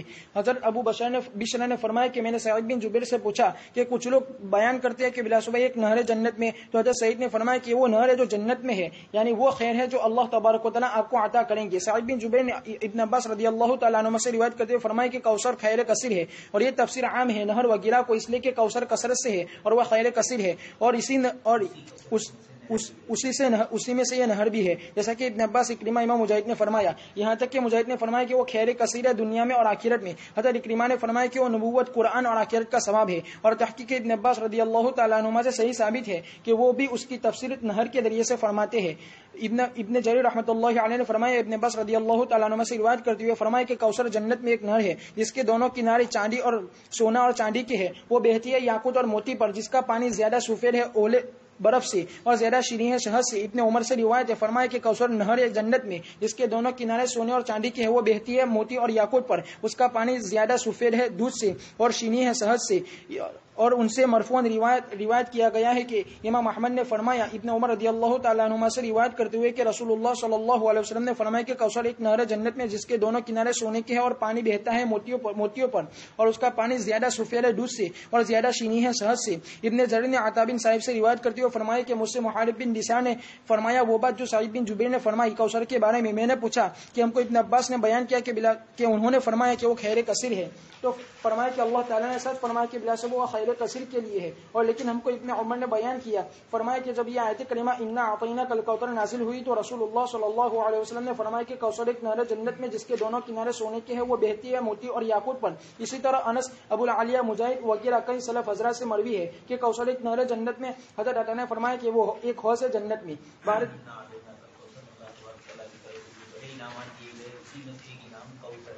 کوثر کی دو تفسیریں کی گئی، ایک تو حوض کوثر اور دوسرا کوثر کا معنی کثرت والی چیز، تو بہت ساری نعمتیں دی گئی، انہی نعمتوں میں ایک حوض کوثر ہے۔ یہ دو تفسیر مفسرین سے منقول ہے۔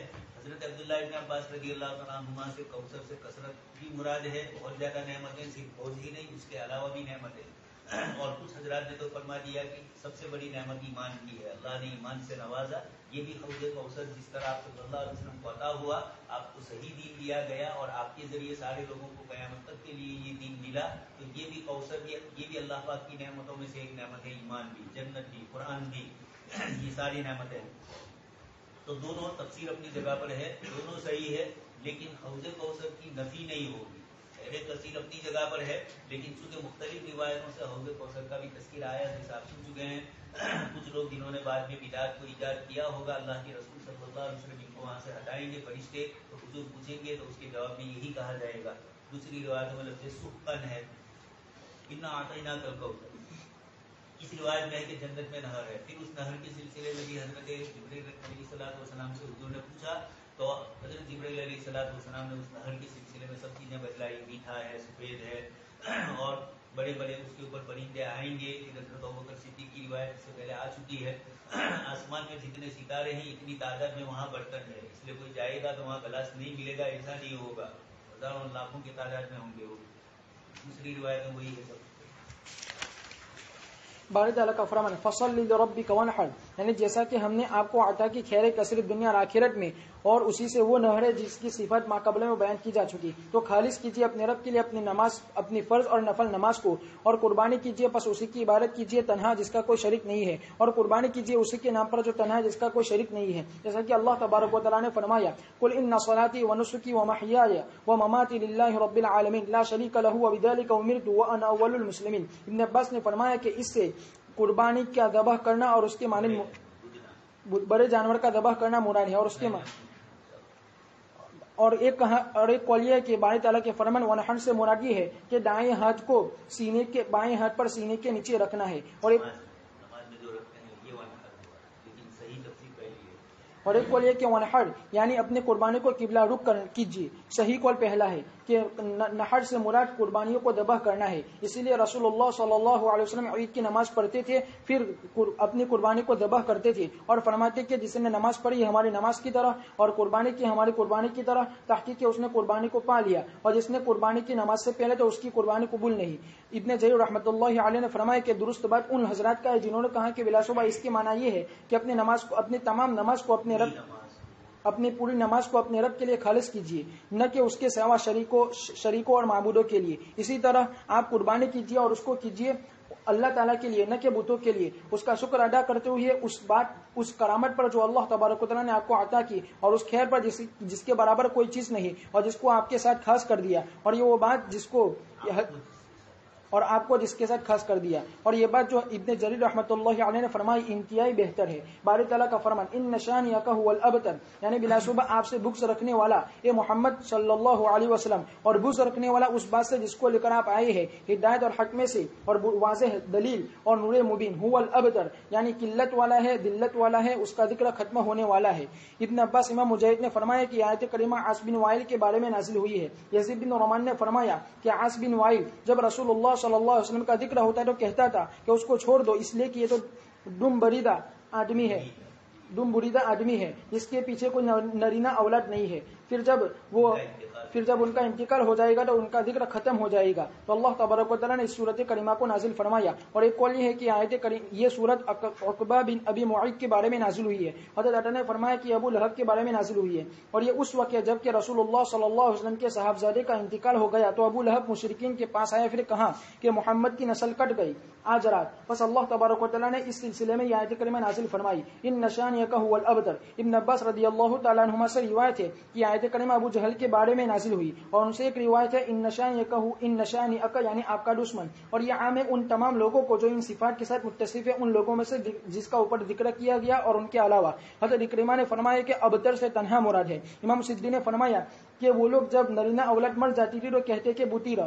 پھر جب رسول اللہ صلی اللہ علیہ وسلم کے صاحبزادے کا انتقال ہو گیا تو انہوں نے کہا کہ محمد بھی بوتیرا, محمد بھی اولاد ہو گیا. تو اللہ تبارک و تعالیٰ نے یہ آیت کریمہ نازل فرمائی ان نشانئک هو الابتر. اور یہ معنی اسی کی طرف لوٹتا ہے جس کو ہم نے بیان کیا اس بات سے کہ ابتر وہ آدمی ہے کہ جب اس کا انتقال ہو جائے تو اس کا ذکر ختم ہو جائے. بس انہوں نے اپنی جہالت کی وجہ سے یہ گمان کیا کہ جب آپ کے صاحبزادے کا انتقال ہو گیا تو آپ کا ذکر بھی مٹ جائے گا. حاشا کلّا, بلکہ تحقیق اللہ تبارک و تعالیٰ نے آپ کے ذکر کو باقی رکھا تمام لوگوں کے درمیان, اور اپنی شریعت کو واجب کر دیا بندوں کی گردن پر جو ابد الآباد تک برقرار رہنے والی ہے. محشر اور معاد ان کی شریعت محشر اور معاد کے دن تک صلوات اللہ وسلام علیہ دائما الی یوم الدین. آپ کو ہم نے کوثر عطا فرمائی, چاہے وہ حوض کوثر ہو چاہے اور دوسری نعمتیں ہو, تو اب آپ کا فریضہ ہے فصلی لربک. معلوم ہوا کہ انعامات نعمتوں کے بعد اللہ کا شکریہ بجا لانا ہے, اور شکریہ کے اندر عبادتوں کی زیادتی کرنی ہے. اللہ نے مال زیادہ دیا ہے کسی جگہ پر تو آپ اللہ کی راہ میں صدقہ کیجیے. اللہ نے نمازوں کی توفیق دی, عبادتوں کی توفیق دی اور اس پر انعام کیا تو اور مزید دوسرے انعامات کی طرف متوجہ ہو جائیے. تو فصلی لربک سب سے بڑا انعام ہے نماز کا, اور پھر اس کے بعد ہے قربانی کا. یہ دونوں چیزیں ذکر فرمائی. نحل کی ایک دوسری تفسیر بھی کی گئی لیکن یہ صحیح نہیں ہے, ہاتھ ماننے والی. اصل تفسیر پہلے والی ہی ہے. کچھ حضرات نے کہا کہ نحل کا معنی قربانی کے جانور کو قبلہ کی طرف کرنا, یہ ہے صحیح حدیث شریف میں, لیکن اس آیت سے نکلتا ہوا نہیں ہے. یہ تو دور کی تفسیر ہے, اس لیے پہلی تفسیر صحیح ہے. نحل کا معنی قربانی کا جانور ذبح کرنا. چونکہ عموماً اونٹ ہوتے تھے اس لیے نہر اور ذبح کا لفظ بولا جاتا ہے. نہر عموماً اونٹ کے لیے بولا جاتا ہے, لیکن آپ سن چکے ہیں مسئلہ, جن جانوروں کا نہر ہے اس کا ذبح بھی ہو سکتا ہے, اور جن کا ذبح ہے ان کا نہر بھی ہو سکتا ہے. نہر جو کے لیے گئے تھوڑے سال پہلے ہمارے یہاں دیہاتوں کے اندر لوگ اونٹ لانا شروع ہوئے تھے تو لمبا نیزا لے کر اس کو, جو لوگ سعودی میں رہتے تھے وہی مارتے تھے. ہمارے یہاں بھی ایک صاحب نے کیا تھا, تو یہ نہر ہوتا ہے. اور ذرا ادھر ادھر ہوئے تو اونٹ بھی بوجھا پکڑ لیتا ہے, اس لیے وہ بڑی چالاکی سے اس کو مارنا ہوتا ہے نیزا. ان نشانیت هو الابتر. آگے اللہ پاک نے فرمایا کہ جو آپ کی مذمت کرنے والے ہیں, آپ کی برائی کرنے والے ہیں, هو الابتر, انہی کی بات ختم ہو جائے گی. ابو جہل ابو لہب کو آج یاد کیوں رکھا جاتا ہے؟ دشمنی کی اس لیے, ورنہ تو دوسرے معنی کے اعتبار سے ان کو یاد نہیں رکھا جا رہا ہے. اور آپ صلی اللہ علیہ وسلم کو اللہ تبارک تعالیٰ نے فرما دیا, حضرت حسان کے شہر میں آپ سن ہی چکے ہیں کہ اللہ تبارک تعالیٰ نے فرمایا کہ جہاں میرا ذکر ہوگا وہیں تمہارا ذکر ہوگا. تو اذانوں میں ایک سیکنڈ کے لیے بھی دنیا رکی نہیں ہے. اذانوں سے 24 گھنٹے اذانیں چلتی ہی رہتی ہے. اوقات اس طریقے کے اللہ پاک نے رکھے ہیں, تو مسلسل آپ صلی اللہ علیہ وسلم کا نامی اس میں گرامی روشن ہی ہے. اور جو آپ کی مذمت کرتے تھے ان کو مذمت کے عنوان سے یاد کیا جا رہا ہے, ورنہ کون اٹھت آصف میں واحد کون دو, محض اس لیے کہ حضور کی یہ کی تو مذمت میں یاد کیا جا رہا ہے. اس نے کہا تھا مزممون, تو حضور نے فرمایا کہ میرے اوپر اللہ کی طرف سے آ رہا ہے تب کیا جاتا ہے. سورۃ الکافرون مکی ہے. صحیح مسلم میں ثابت ہے جابر رضی اللہ تعالیٰ عنہ سے کہ رسول اللہ صلی اللہ علیہ وسلم نے سورت کو پڑھا, قل هو اللہ احد, اس سورت کو اور قل هو اللہ احد کو طواف کی 2 رکعت میں. اور صحیح مسلم میں حضرت ابو ہریرہ رضی اللہ تعالیٰ عنہ کی حدیث میں ہے کہ رسول اللہ صلی اللہ علیہ وسلم نے ان دونوں سورتوں کو فجر کی 2 رکعت میں پڑھا. یہ اہتمام کرنا چاہیے, لیکن کبھی بھول جائے, طواف کی 2 رکعت کے بعد آدمی بھول جاتا ہے کہ 2 رکعت میں کیا پڑھے. کوئی عادت ہوئی روز کی قل هو اللہ رسید پر ہے پڑھنا دینا, تو خیر اگر کسی نے پڑھی اس لیے کہ کتابوں میں لکھا ہوا ہوتا ہے. اب بیچارے حاجی آ کر پوچھیں گے کہ مطلب مرتی رکن اللہ مطلب تو برن اور الکافرون بھی عربی جیت پر لیتی تو کوئی مانتا نہیں, سنت ہے. طواف کی 2 رکعت تو واجب ہے, لیکن یہ اور تحقیق حدیث میں گزر چکا کہ بلا شبہ ربوع قرآن کے برابر ہے. امام طبرانی نے روایت کیا کہ رسول اللہ صلی اللہ علیہ وسلم جب بستر پر آتے تھے تو یہ پڑھتے تھے قل یا ایھا الکافرون یہاں تک کہ مکمل پڑھتے. حارث بن جبلہ سے روایت ہے, فرمایا کہ میں نے پوچھا اے اللہ کے رسول صلی اللہ علیہ وسلم مجھے کوئی ایسی سورت سکھائیے جس کو میں میرے سونے کے وقت پڑھوں. تو آپ نے فرمایا کہ جب تم اپنے بستر پر آؤ رات کے وقت تو تم پڑھو یا ایھا الکافرون, اس لیے کہ یہ براءت ہے شرک سے. واللہ اعلم.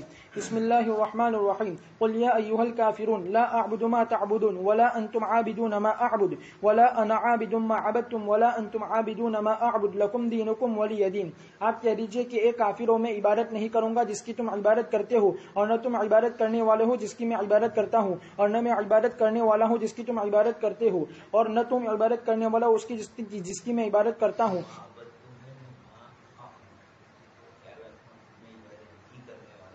میں عبادت نہیں کرنے والا جس کی تم نے عبادت کی, اور تم عبادت کرنے والے نہیں ہو جس کی میں عبادت کرتا ہوں. تمہارے لیے تمہارا دین ہے اور میرے لیے میرا دین ہے. یہ سورہ براءت ہے اس عمل سے جو مشرکین عمل کرتے تھے.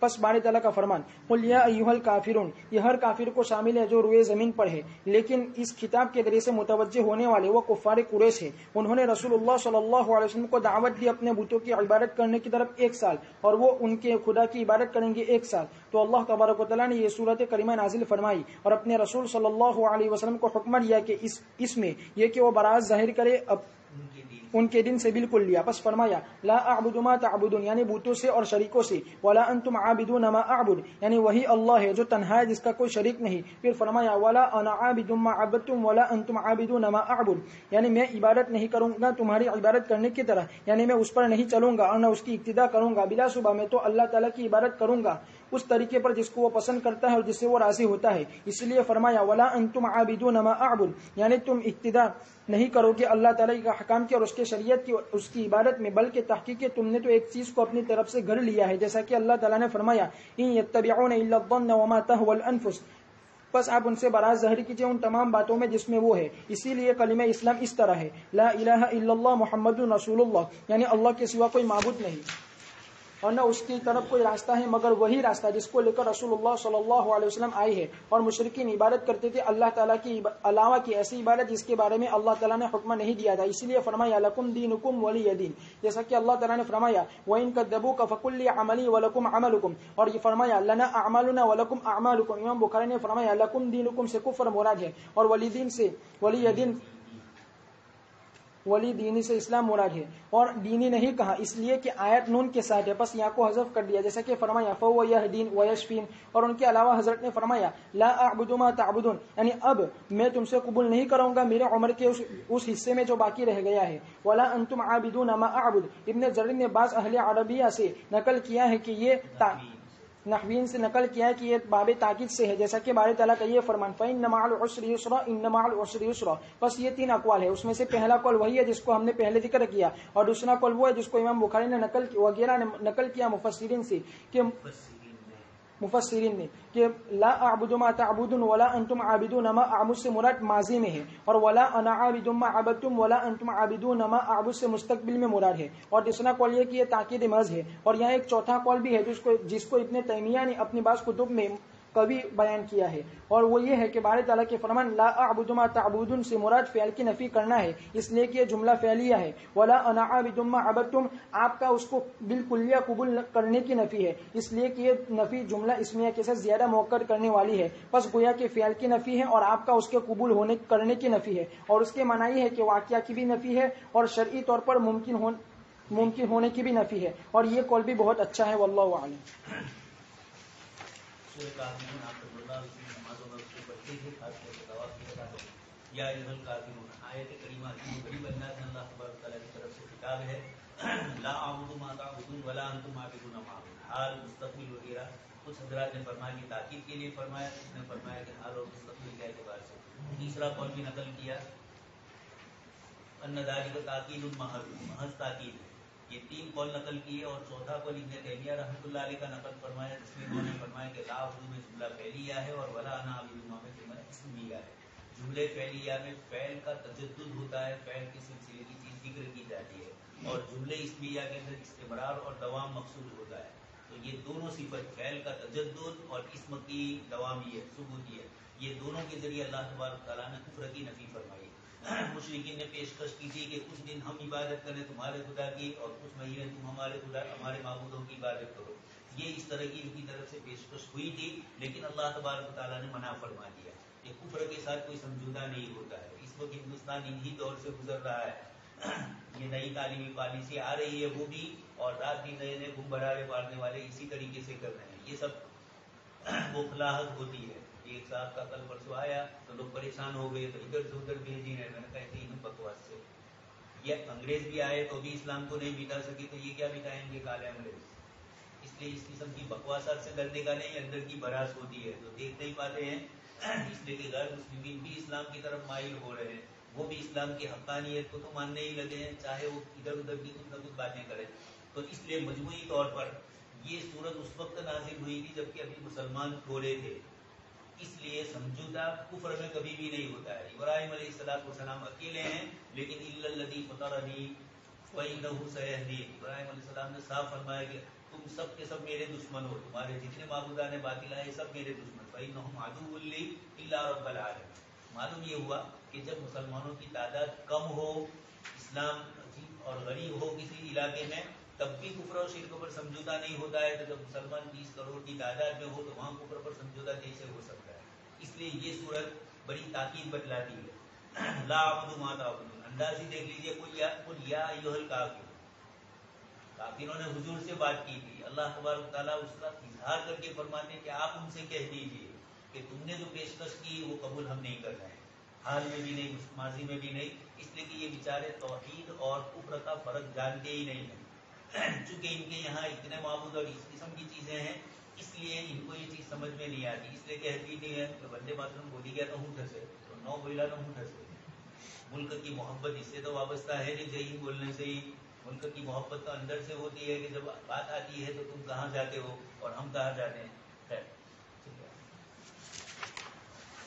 سورۃ النصر مدنی ہے۔ حافظ ابو بکر بزار نے روایت کیا ابن عمر رضی اللہ تعالیٰ عنہ سے کہ یہ سورۃ کریمہ نازل ہوئی اذا جاء نصر اللہ والفتح، رسول اللہ صلی اللہ علیہ وسلم پر ایام تشریق کے درمیان میں، بس آپ نے پہچان لیا کہ یہ رخصتی کی صورت آپ کی طرف سے وعدہ ہے، بس آپ نے اپنے سواری قصوہ کے بارے میں حکم دیا، پھر آپ سوار ہوئے، پھر کھڑے ہو کر لوگوں کو خطبہ دیا، بس آپ نے اپنا مشہور خطبہ بیان کیا۔ حافظ بحقی نے روایت کی ابن عباس رضی اللہ تعالیٰ عنہما سے فرمایا کہ جب اذا جاء نصر اللہ والفتح نازل ہوئی تو رسول اللہ صلی اللہ علیہ وسلم نے حضرت فاطمہ رضی اللہ تعالیٰ عنہ کو بلایا اور فرمایا کہ بلا شبہ تحقیق کہ مجھے میری وفات کے بارے میں بتلایا گیا ہے، پس وہ رونے لگی، پھر ہنسنے لگی، فرمایا کہ مجھے پہلے بتلایا کہ بلا شبہ مجھے میری وفات کے بارے میں خبر دی گئی ہے تو میں رونے لگی، پھر آپ نے فرمایا کہ صبر کیجیے اس لیے کہ آپ ہی سب سے پہلے میرے گھر والوں میں سے مجھ سے ملنے والی ہو، بس میں ہنسی۔ بسم اللہ الرحمن الرحیم اذا جاء نصر اللہ والفتح ورأيت الناس يدخلون في دين الله افواجا فسبح بحمد ربك واستغفر انه كان توابا، جب اللہ تعالیٰ کی نصرت اور فتح آ جائے اور آپ لوگوں کو دیکھیں کہ وہ داخل ہوتے ہیں اللہ کے دن میں فوج در فوج، تو اپنے رب کی حمد کے ساتھ تسبیح بیان کیجیے اور اللہ سے استغفار کیجیے اس لیے کہ وہ بہت زیادہ توبہ کرنے والا ہے، قبول کرنے والا ہے۔ امام بخاری نے روایت کے ابن عباس رضی اللہ تعالیٰ عنہ سے روایت کرتے ہوئے کہ حضرت عمر رضی اللہ تعالیٰ عنہ مجھے بھی شامل کرتے تھے بدر کے بڑے بڑے عمر والے صحابہ کے ساتھ، بس گویا کہ ان میں سے بعض لوگوں کے دلوں میں کھٹک محسوس ہوئی کہ اور انہوں نے کہا کہ ان کو ہمارے ساتھ کیوں شامل کرتے ہیں، اور حالانکہ ہماری بھی بیٹے ہیں ان کی عمر کی طرح۔ تو حضرت عمر رضی اللہ تعالیٰ عنہ نے فرمایا کہ بلا شبہ یہ تو ان لوگوں میں سے ہے جس کو تحقیق یہ اس خاندان سے جس کو تم جانتے ہو۔ تو ایک دن حضرت عمر رضی اللہ تعالیٰ عنہ نے ان کو بلایا، پھر ان کے ساتھ مجھے بھی شامل کیا، بس میں نے نہیں سمجھا کہ بلا شبہ مجھے بلایا اس دن مگر تاکہ وہ ان کو دکھا دی۔ فرمایا حضرت عمر نے فرمایا کہ تم کیا کہتے ہو اللہ تعالیٰ کے فرمان اذا جاء نصر اللہ والفتح کے بارے میں؟ تو ان میں سے بعض حضرت نے فرمایا کہ ہم کو حکم دیا گیا ہے کہ ہم اللہ تعالیٰ کی حمد بیان کریں اور ہم اسے استغفار کریں جب ہم کو نصرت اور فتح عطا فرمائی، اور ان میں سے بعض حضرت خاموش رہے، بس انہوں نے کوئی چیز نہیں کی۔ پھر مجھ سے حضرت عمر نے فرمایا کہ کیا تم اسی طرح کہتے ہو ابن عباس؟ میں نے کہا کہ نہیں۔ تو حضرت عمر نے فرمایا کہ تم کیا کہتے ہو؟ تو میں نے کہا کہ یہ رسول اللہ صلی اللہ علیہ وسلم کی وفات کے بارے میں ہے، آپ کو اس کے بارے میں بتلایا گیا ہے۔ تو فرمایا اذا جاء نصر اللہ والفتح، پس یہ علامت ہے آپ کی وفات کی، فسبح بحمد ربک واستغفر انه كان توابا۔ تو عمر بن خطاب رضی اللہ تعالیٰ عنہ نے فرمایا کہ میں نہیں جانتا تھا اس کے میں بھی نہیں جانتا ہوں مگر وہی جو آپ فرماتے ہیں۔ امام احمد نے ابن عباس رضی اللہ تعالیٰ عنہ سے روایت کرتے ہوئے فرمایا کہ جب اذا جاء نصر اللہ والفتح نازل ہوئی تو رسول اللہ صلی اللہ علیہ وسلم نے فرمایا کہ مجھے میری وفات کے بارے میں خبر دی گئی ہے اور اسی سال آپ کی وفات بھی ہو گئی۔ اسی طرح امام مجاہد، امام ضحاک اور ان کے علاوہ نے فرمایا کہ بلا شبہ یہ رسول اللہ صلی اللہ علیہ وسلم کی مدت کے بارے میں آپ کو وفات کے بارے میں آپ کو بتایا گیا ہے۔ ابن عباس رضی اللہ تعالیٰ عنہ سے روایت ہے، فرمایا کہ جب اذا جاء نصر اللہ والفتح نازل ہوئی، یہاں تک کہ مکمل صورت ہوئی، تو فرمایا کہ مجھے کہ رسول اللہ صلی اللہ علیہ وسلم کو آپ کی وفات کے بارے میں بتایا گیا ہے جس وقت یہ صورت نازل ہوئی۔ فرماتی ہے کہ آپ نے اتنی زیادہ محنت کرنا شروع کی جتنی زیادہ کبھی نہیں کی آخرت کے معاملے میں، اور رسول اللہ صلی اللہ علیہ وسلم اس کے بعد فرمایا کہ فتح اور اللہ تعالیٰ کی نصرت آ گئی اور یمن والے آ گئی۔ ایک صحابی نے عرض کیا کہ رسول اللہ یمن والے کیسے ہیں؟ تو فرمایا کہ یہ ایک قوم ہے جن کے دل نرم ہے، جن کی طبیعت سادہ ہے۔ ایمان تو یمن والوں کا ہے اور سمجھ یمن والوں کی ہے۔ اور تحقیق ثابت ہے کہ رسول اللہ صلی اللہ علیہ وسلم نے فرمایا فتح مکہ کے دن کی ہجرت نہیں ہے لیکن جہاد اور نیت ہے، اور لیکن جب تم کو بلایا جائے تو تم جہاد کے لیے بلایا جائے تو تم نکل پڑو۔ قسم ہے پس وہ حضرات پس وہ تفسیر جس کو بعض صحابہ نے ذکر کیا عمر رضی اللہ تعالیٰ عنہم اجمعین کے ساتھیوں میں سے، یہ کہ تحقیق کے ہم کو حکم دیا گیا ہے کہ جب اللہ تعالیٰ نے ہم کو فتح ادا کی مدائن اور قلعوں کی، یہ کہ ہم اللہ تعالیٰ کی حمد بیان کرے اور ہم اس کا شکریہ ادا کرے اور ہم اس کی تسبیح بیان کریں، یعنی ہم اس کے لیے نماز پڑھیں اور اس سے استغفار کریں۔ یہ تفسیر بھی یہ بھی صحیح تفسیر ہے، اور تحقیق کے اس کی دلیل بھی ثابت ہے، یعنی نبی کریم صلی اللہ علیہ وسلم کا نماز پڑھنا فتح مکہ دن مکہ میں چاشت کے وقت 8 رکعت۔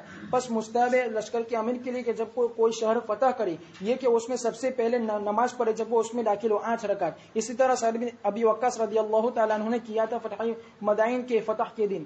بہرحال وہ تفسیر جو ابن عباس حضرت عمر رضی اللہ تعالیٰ عنہ نے فرمائی، یہ کہ یہ اس صورت کریمہ میں رسول اللہ صلی اللہ علیہ وسلم کو آپ کی وفات کریمہ کے بارے میں بتایا گیا ہے، اور آپ کو بتایا گیا کہ بلا شبہ آپ جب مکہ کو فتح کریں گے اور یہ آپ کی وہ بستی ہے جہاں سے آپ کو نکالا گیا تھا، جنہوں نے آپ کو نکالا، اور لوگ داخل ہوں گے اللہ کے دن میں فوج دور فوج۔ پس تحقیق کہ ہم نے آپ کو ہماری ذمہ داری سے فارغ کر دیا دنیا میں، پس اب ہمارے پاس آنے کے لیے تیاری کیجیے، پس آخرت تمہارے لیے بہتر ہے دنیا سے، اور عنقریب اللہ تعالیٰ آپ کو عطا کرے گا، پس آپ راضی ہو جائیں گے۔ اس لیے فرمایا فسبح بحمد ربک واستغفر انہ کان توابا۔ امام بخاری نے حضرت مسروق سے اور انہوں نے عائشہ رضی اللہ تعالیٰ عنہ سے روایت کرتے ہوئے فرمایا کہ رسول اللہ صلی اللہ علیہ وسلم کثرت سے اپنے رکوع میں اور اپنے سجدوں میں پڑھتے تھے سبحانک اللہم ربنا وبحمدک اللہم اغفر لی، اور قرآن کریم کا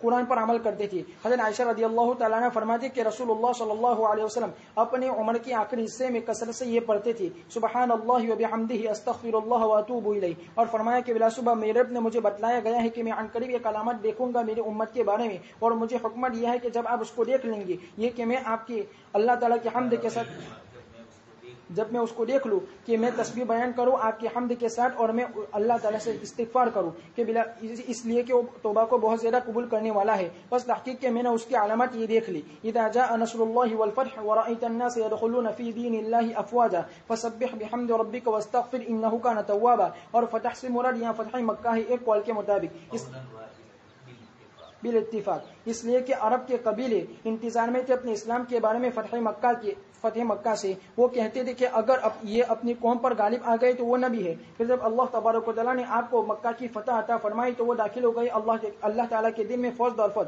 بس 2 سال بھی نہیں گزرے تھے یہاں تک کہ جزیرۃ العرب ایمان سے سیراب ہو گیا، اور باقی نہیں رہا عرب کے قبائل میں سے کوئی بھی مگر اسلام کا بول بالا ہو گیا، وللہ الحمد والمنہ۔ اور تحقیق میں امام بخاری نے اپنی صحیح میں روایت کیا عمرو بن سلمہ سے فرمایا کہ جب فتح ہوئی تو ہر قوم نے اپنے اسلام لانے کی طرف جلدی کی رسول اللہ صلی اللہ علیہ وسلم کے پاس، اور قبیلے انتظار میں تھے اپنے اسلام کے بارے میں فتح مکہ کے دن سے۔ وہ کہتے تھے کہ ان کو چھوڑ دو اور ان کی قوم کو، پھر اگر یہ ان پر غالب آ گئے تو وہ نبی ہے۔ امام احمد نے اپنی سند سے روایت کیا کہ مجھے حضرت جابر بن عبداللہ رضی اللہ تعالیٰ عنہ کے پڑوسی نے بیان کیا کہ میں ایک سفر سے آیا، پس میرے پاس جابر بن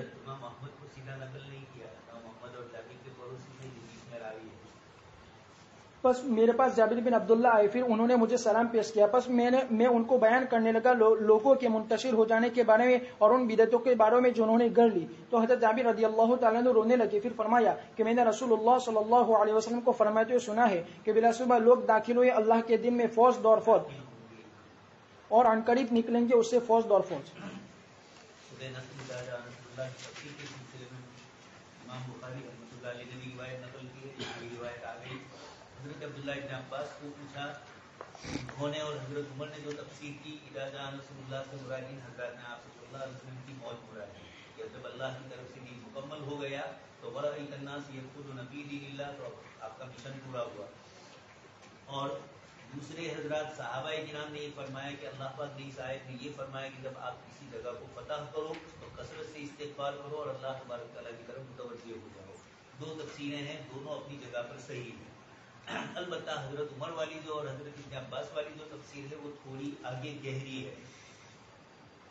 فوائد فقیہ اصول فقہ وہاں تک جو نظر جاتی ہے مستحدین کی وہ کم ہوتی ہے، اور مقاصد شریعت والے کی جو نظر جاتی ہے وہ اس سے آگے نتائج پر.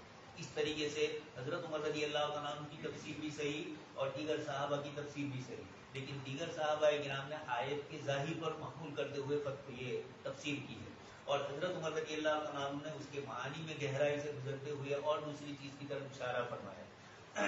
حضرت عبداللہ ابن عباس چھوٹے تھے اور حضرت عمر اپنی مجلس شورا میں جہاں صحابہ سے کچھ مشورے ہوتے تھے اس میں عبدالباری کو بھی بٹھاتے تھے. کچھ لوگوں نے یہ کہا کہ یہ چھوٹے ہیں، ہمارے بھی تو ان کے جیسے بچے ہیں، ہمارے اولاد کو نہیں بلایا جاتا ہے شورا میں اور یہ چھوٹے بچے کو بلایا جاتا ہے. تو حضرت عمر نے ان کو دو جواب دیے. پہلا تو یہ کہ اللہ کے رسول صلی اللہ علیہ وسلم کے خاندان سے آپ کے چچا زاد بھائی ہے، یہ ایک مقام بتلایا، اور پھر اس کے بعد بتلا دیا تفسیر پوچھی، صحابہ نے اس کی ظاہری تفسیر کی اور عبداللہ ابن عباس نے تھوڑی گہری تفسیر کی. حضرت عمر رضی اللہ تعالیٰ عنہ نے صحابہ کو پوچھا تو کچھ نے تو کہا کہ ہمیں اس کی تفسیر معلوم نہیں ہے، کچھ نے وہ تفسیر کی جو اندر لکھی ہوئی ہے. دونوں تفسیریں صحیح ہے، اس لیے ابن کثیر بھی فرماتے ہیں کہ کوئی یہ نہ سمجھے کہ صحابہ کرام رضوان اللہ تعالیٰ عنہ نے جو تفسیر کی وہ حضرت عمر کی تفسیر سے الگ ہے، الگ نہیں ہے. ان کا یہ کہنا ہے کہ شہروں کو فتح کرے تو مسبح کی حمد رب. خود آپ صلی اللہ علیہ وسلم نے فتح مکہ کے بعد کثرت سے تسبیح اور تحمیل اللہ پاک کے سامنے پڑھنا شروع کی جیسے کہ آیت کا ظاہر کہہ رہا ہے.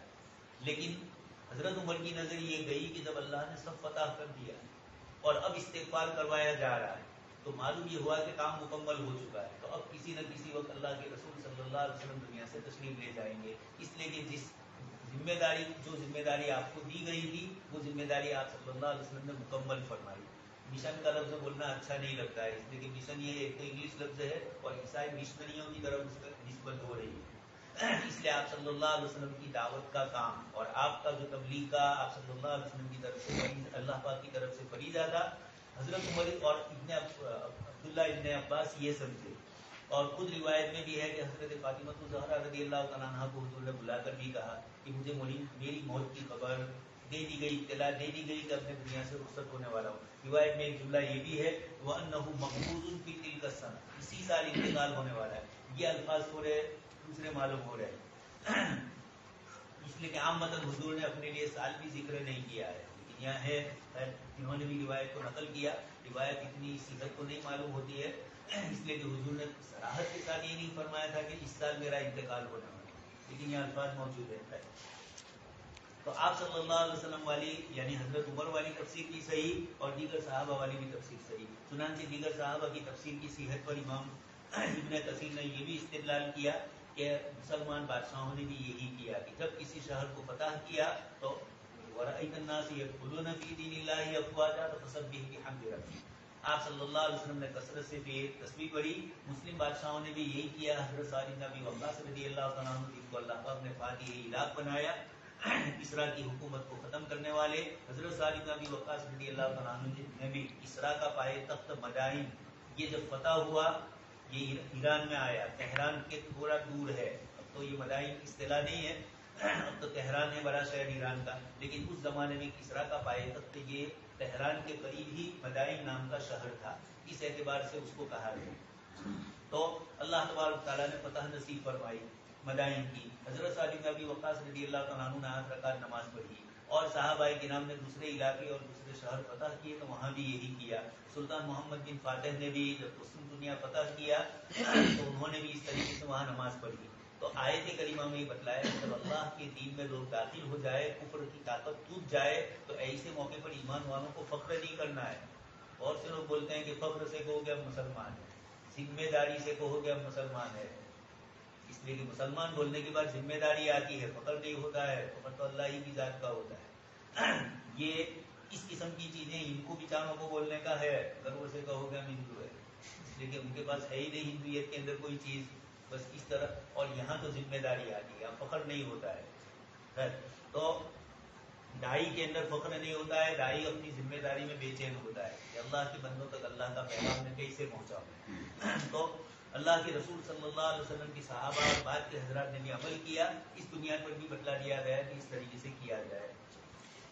حضرت عائشہ رضی اللہ تعالیٰ عنہ فرماتی ہے کہ آپ صلی اللہ علیہ وسلم زندگی کے آخری دنوں میں کثرت سے سبحان اللہ و بحمدہ پڑھتے تھے. آگے فرمایا لوگ دین میں کون داخل ہو رہے ہیں اور نکلیں گے بھی ایسے. ایسا بھی ہوا، مرتد ہوئے بہت سارے قبائل، اور بعد میں بھی باطنی فرقے اور نئے نئے فرقے پیدا ہوئے جنہوں نے دین اسلام کے اندر اپنا اندازیاں کی. سورۃ المسد مکی ہے. بسم اللہ الرحمن الرحیم.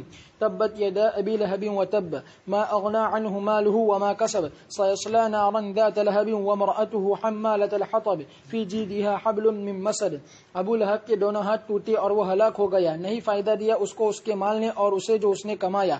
عن قریب وہ بھڑکنے والی آگ میں داخل ہوگا، اور اس کی بیوی بھی جو لکڑیاں اٹھانے والی ہے، اس کی گردن میں مضبوط بٹی ہوئی رسی ہوگی. امام بخاری نے روایت کی ابن عباس رضی اللہ تعالیٰ عنہما سے روایت کرتے ہوئے کہ نبی کریم صلی اللہ علیہ وسلم نکلے، بطحا کی طرف پسا پہاڑ پر چڑھے، پھر آواز لگائی یا صباح آپس. آپ کے پاس قریش کے لوگ جمع ہو گئے.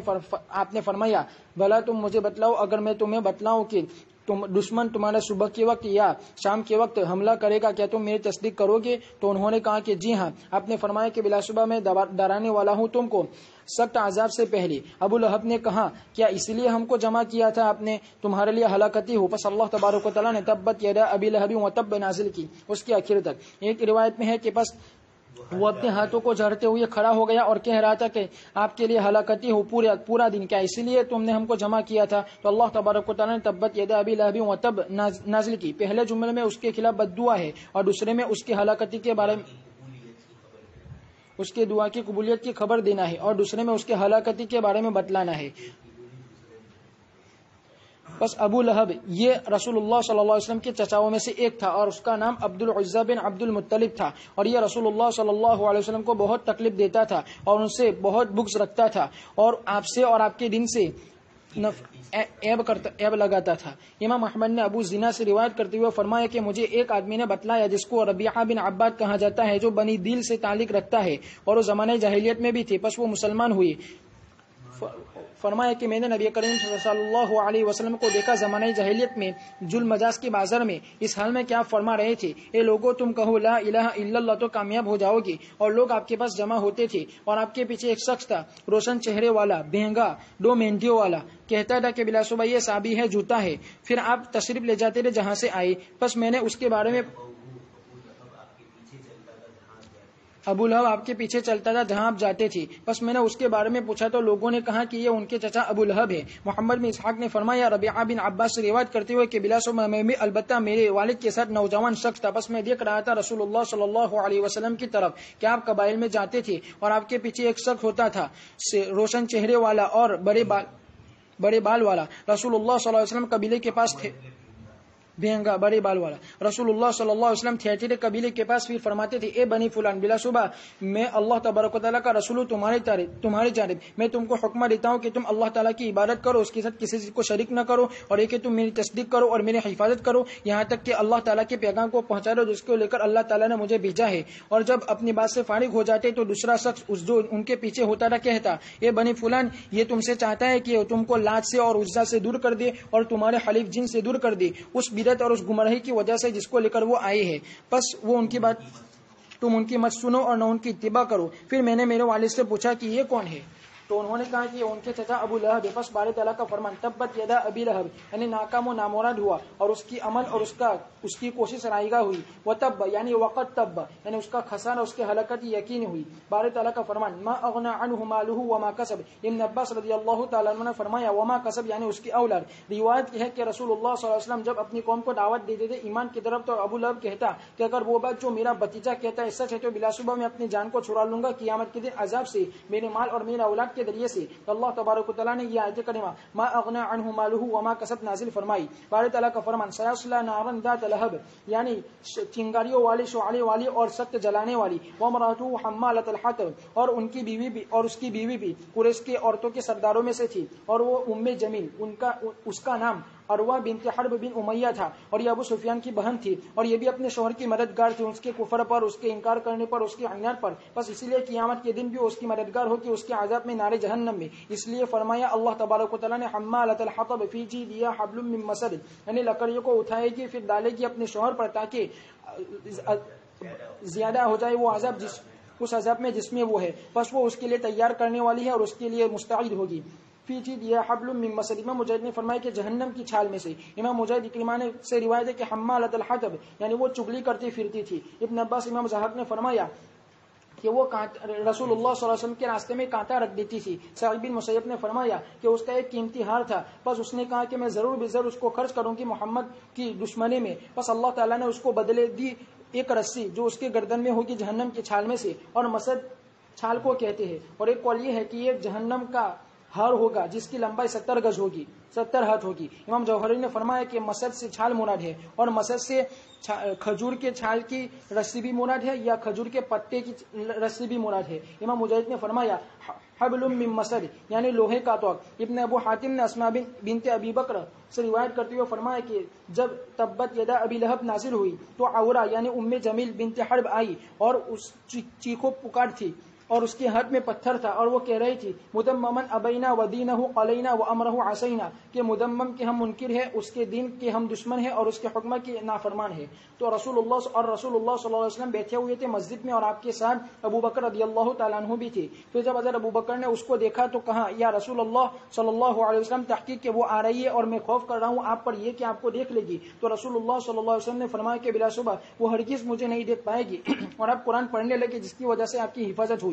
جیسا کہ اللہ تبارک و تعالیٰ نے فرمایا وَإِذَا قَرَأْتَ الْقُرْآنَ جَعَلْنَا بَيْنَكَ وَبَيْنَ الَّذِينَ لَا يُؤْمِنُونَ بِالْآخِرَةِ حِجَابًا مَسْتُورًا. بس وہ آئی یہاں تک کہ حضرت ابو بکر رضی اللہ تعالیٰ عنہ کے پاس ٹھہری اور اس نے رسول اللہ صلی اللہ علیہ وسلم کو نہیں دیکھا. بس اس نے کہا کہ ابو بکر بلا شبہ مجھے خبر ملی ہے کہ تمہارے ساتھی نے میری ہچو بیان کی ہے. تو حضرت ابو بکر نے کہا کہ نہیں رب اس گھر کے رب کی قسم اس بیت اللہ کے رب کی قسم انہوں نے مذمت نہیں کیا. پس وہ پیٹ پھیر کر کہتی ہوئی گئی تحقیق کے قریش نے جان لیا کہ بلا شبہ میں ان کے سردار کی بیٹی ہوں. پس اور راوی نے فرمایا کہ ام جمیل الجھ گئی تھی اپنی چادر میں اس حال میں کہ وہ بیت اللہ کا طواف کر رہی تھی. فرماتی ہے کہ اس وقت اس نے کہا کہ مدمم ہلاک ہو. اور تحقیق کے بعد اہل علم نے فرمایا بارے تعالیٰ کے فرمان فی جیدہا حبل من مسد کے بارے میں یعنی اس کی گردن میں جہنم کی آگ کی رسی ہوگی جس کے ذریعے سے اس کو اٹھایا جائے گا اس کے موندے کی طرف پھر پھینکا جائے گا اس کی چوٹی کی طرف پھر پھینکا جائے گا اس کے نچلے حصے کی طرف. بس وہ برابر اسی طرح ہمیشہ ہوگی. علماء نے فرمایا کہ اس صورت کریمہ میں ظاہری معجزہ ہے اور واضح دلیل نبوت پر اس لیے کہ وہ اس وقت باری تعالیٰ کا فرمان نازل ہوا تھا سیصلی نارا ذات لہب وامرأته حمالۃ الحطب فی جیدہا. جس وقت باری تعالیٰ کا فرمان سیصلی نارا ذات لہب وامرأته حمالۃ الحطب فی جیدہا حبل من مسد نازل ہوا. بس ان دونوں کی بدبختی کے بارے میں اور ایمان نہ لانے کے بارے میں بتلایا گیا اور ان دونوں کو توفیق بھی نہیں دی گئی یہ کہ وہ ایمان لائی اور نہ ان دونوں میں سے کسی ایک کو نہ باطنی اعتبار سے ظاہری اعتبار سے اور نہ پوشیدہ اعتبار سے اور نہ علنی اعتبار سے. بس یہ دلیلوں میں سے سب سے قوی اور لاجواب دلیل نبوت ظاہرہ پر.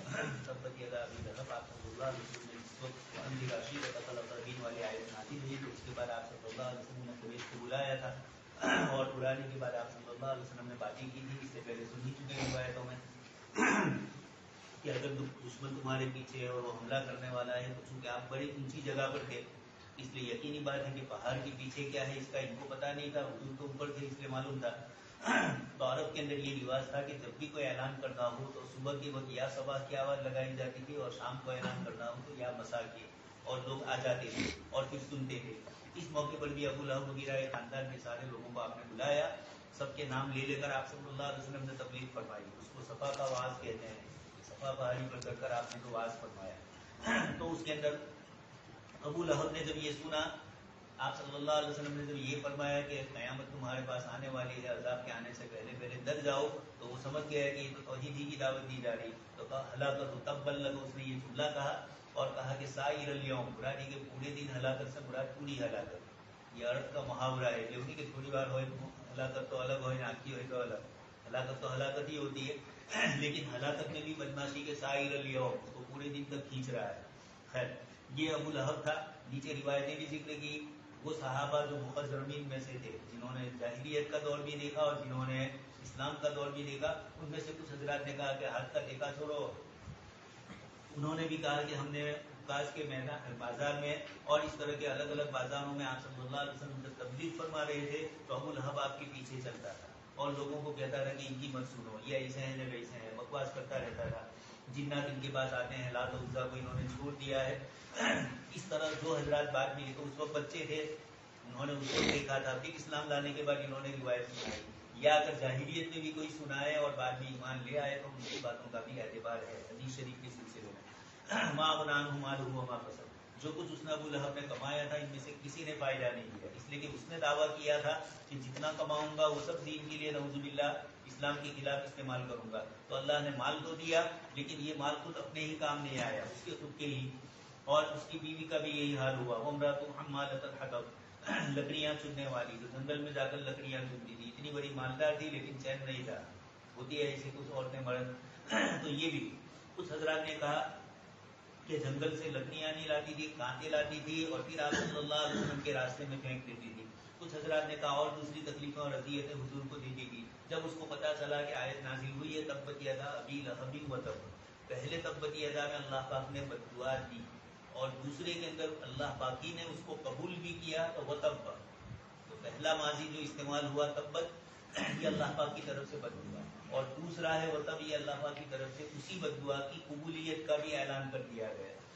تو یہاں پر اس کی بیوی کو جب یہ کہا گیا، یہ آیت نازل ہوئی تو مکہ میں چرچا ہوا کہ قرآن کی آیت نازل ہوئی ہے نا ابو لہب کی بیوی کے سلسلے میں، تو دور سے پتھر لے کر آئی، دنیا روحوں بنے ہوئے پتھر لے کر آئی اور حضور کو تلاش کر رہی ہے۔ حضرت ابوبکر صدیق نے دیکھا کہ ماتھا پھڑے آ رہی ہے، تھی بھی خطرناک، تو اللہ کے رسول صلی اللہ علیہ وسلم نے فرمایا کہ یہ میرے پاس مجھے دیکھ ہی نہیں پائے گی۔ اس نے یہ جو کہا مذممن ابینا ودینہ قلینا وامرہ اسینا، قرآن نے تبت یدا فرمایا تو اس نے بھی یہ اشعار اپنی طرف سے کہے تھے، اور حسان ابن ثابت تو خیر مدینہ میں ہے، بعد میں انہوں نے بھی اس کے جواب میں اشعار ذکر کیے ہیں۔ ذاک محمد ذاک محمود محمد وہذا محمود، اللہ پاک کی ذات عالی محمود قابل تعریف ہے، اور آپ صلی اللہ علیہ وسلم محمد ہے جن کی تعریف اللہ پاک کی طرف سے کی گئی۔ مشق الالہ، آگے ہے کہ اللہ پاک نے اپنے نام میں سے آپ صلی اللہ علیہ وسلم کے لیے نام لیا اور پھر فرمایا محمد وہذا محمود۔ فی جیدہا حبل من مسد کی تفسیر علماء نے الگ الگ کی، کچھ نے کہا کہ رسی جو لے کر جنگل میں جاتی تھی وہی رسی اللہ پاک نے پھنسا دی، کچھ حضرات نے فرمایا کہ ہار تھا وہ ہار ہی پھنس گیا، کچھ حضرات نے فرمایا کہ دنیا میں نہیں ہے وہ تو اصل مرنے کے بعد ہوگا، اور کچھ حضرات نے کہا کہ یہ حمالۃ الحطب لکڑیاں چنتی تھی دنیا میں حضور کے لیے، تو قیامت کے دن اپنے شوہر کے لیے اس کی آگ جلی ہوگی اور کئی جنے دو ہی لاکڑیوں نام سے، اللہ پاک کو ضرورت نہیں ہے، لیکن دنیا میں جو کیا اس کو بتلانے کے لیے فرشتے کافی نہیں ہے کہ اس کی ضرورت پر آگ ڈالنے کی، لیکن وہ جو دنیا میں محبوبہ تھی وہی وہاں جا کر مقبوضہ بن جائے گی۔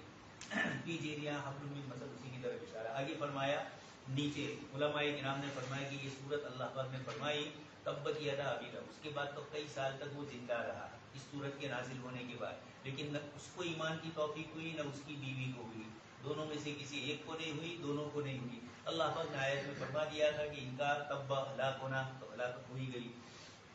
یہ گویا معجزہ ہے آپ صلی اللہ علیہ وسلم کی طرف سے کہ یہ اعلان فرمایا اور اللہ تبارک تعالیٰ نے اس معجزے کو مکمل فرمایا۔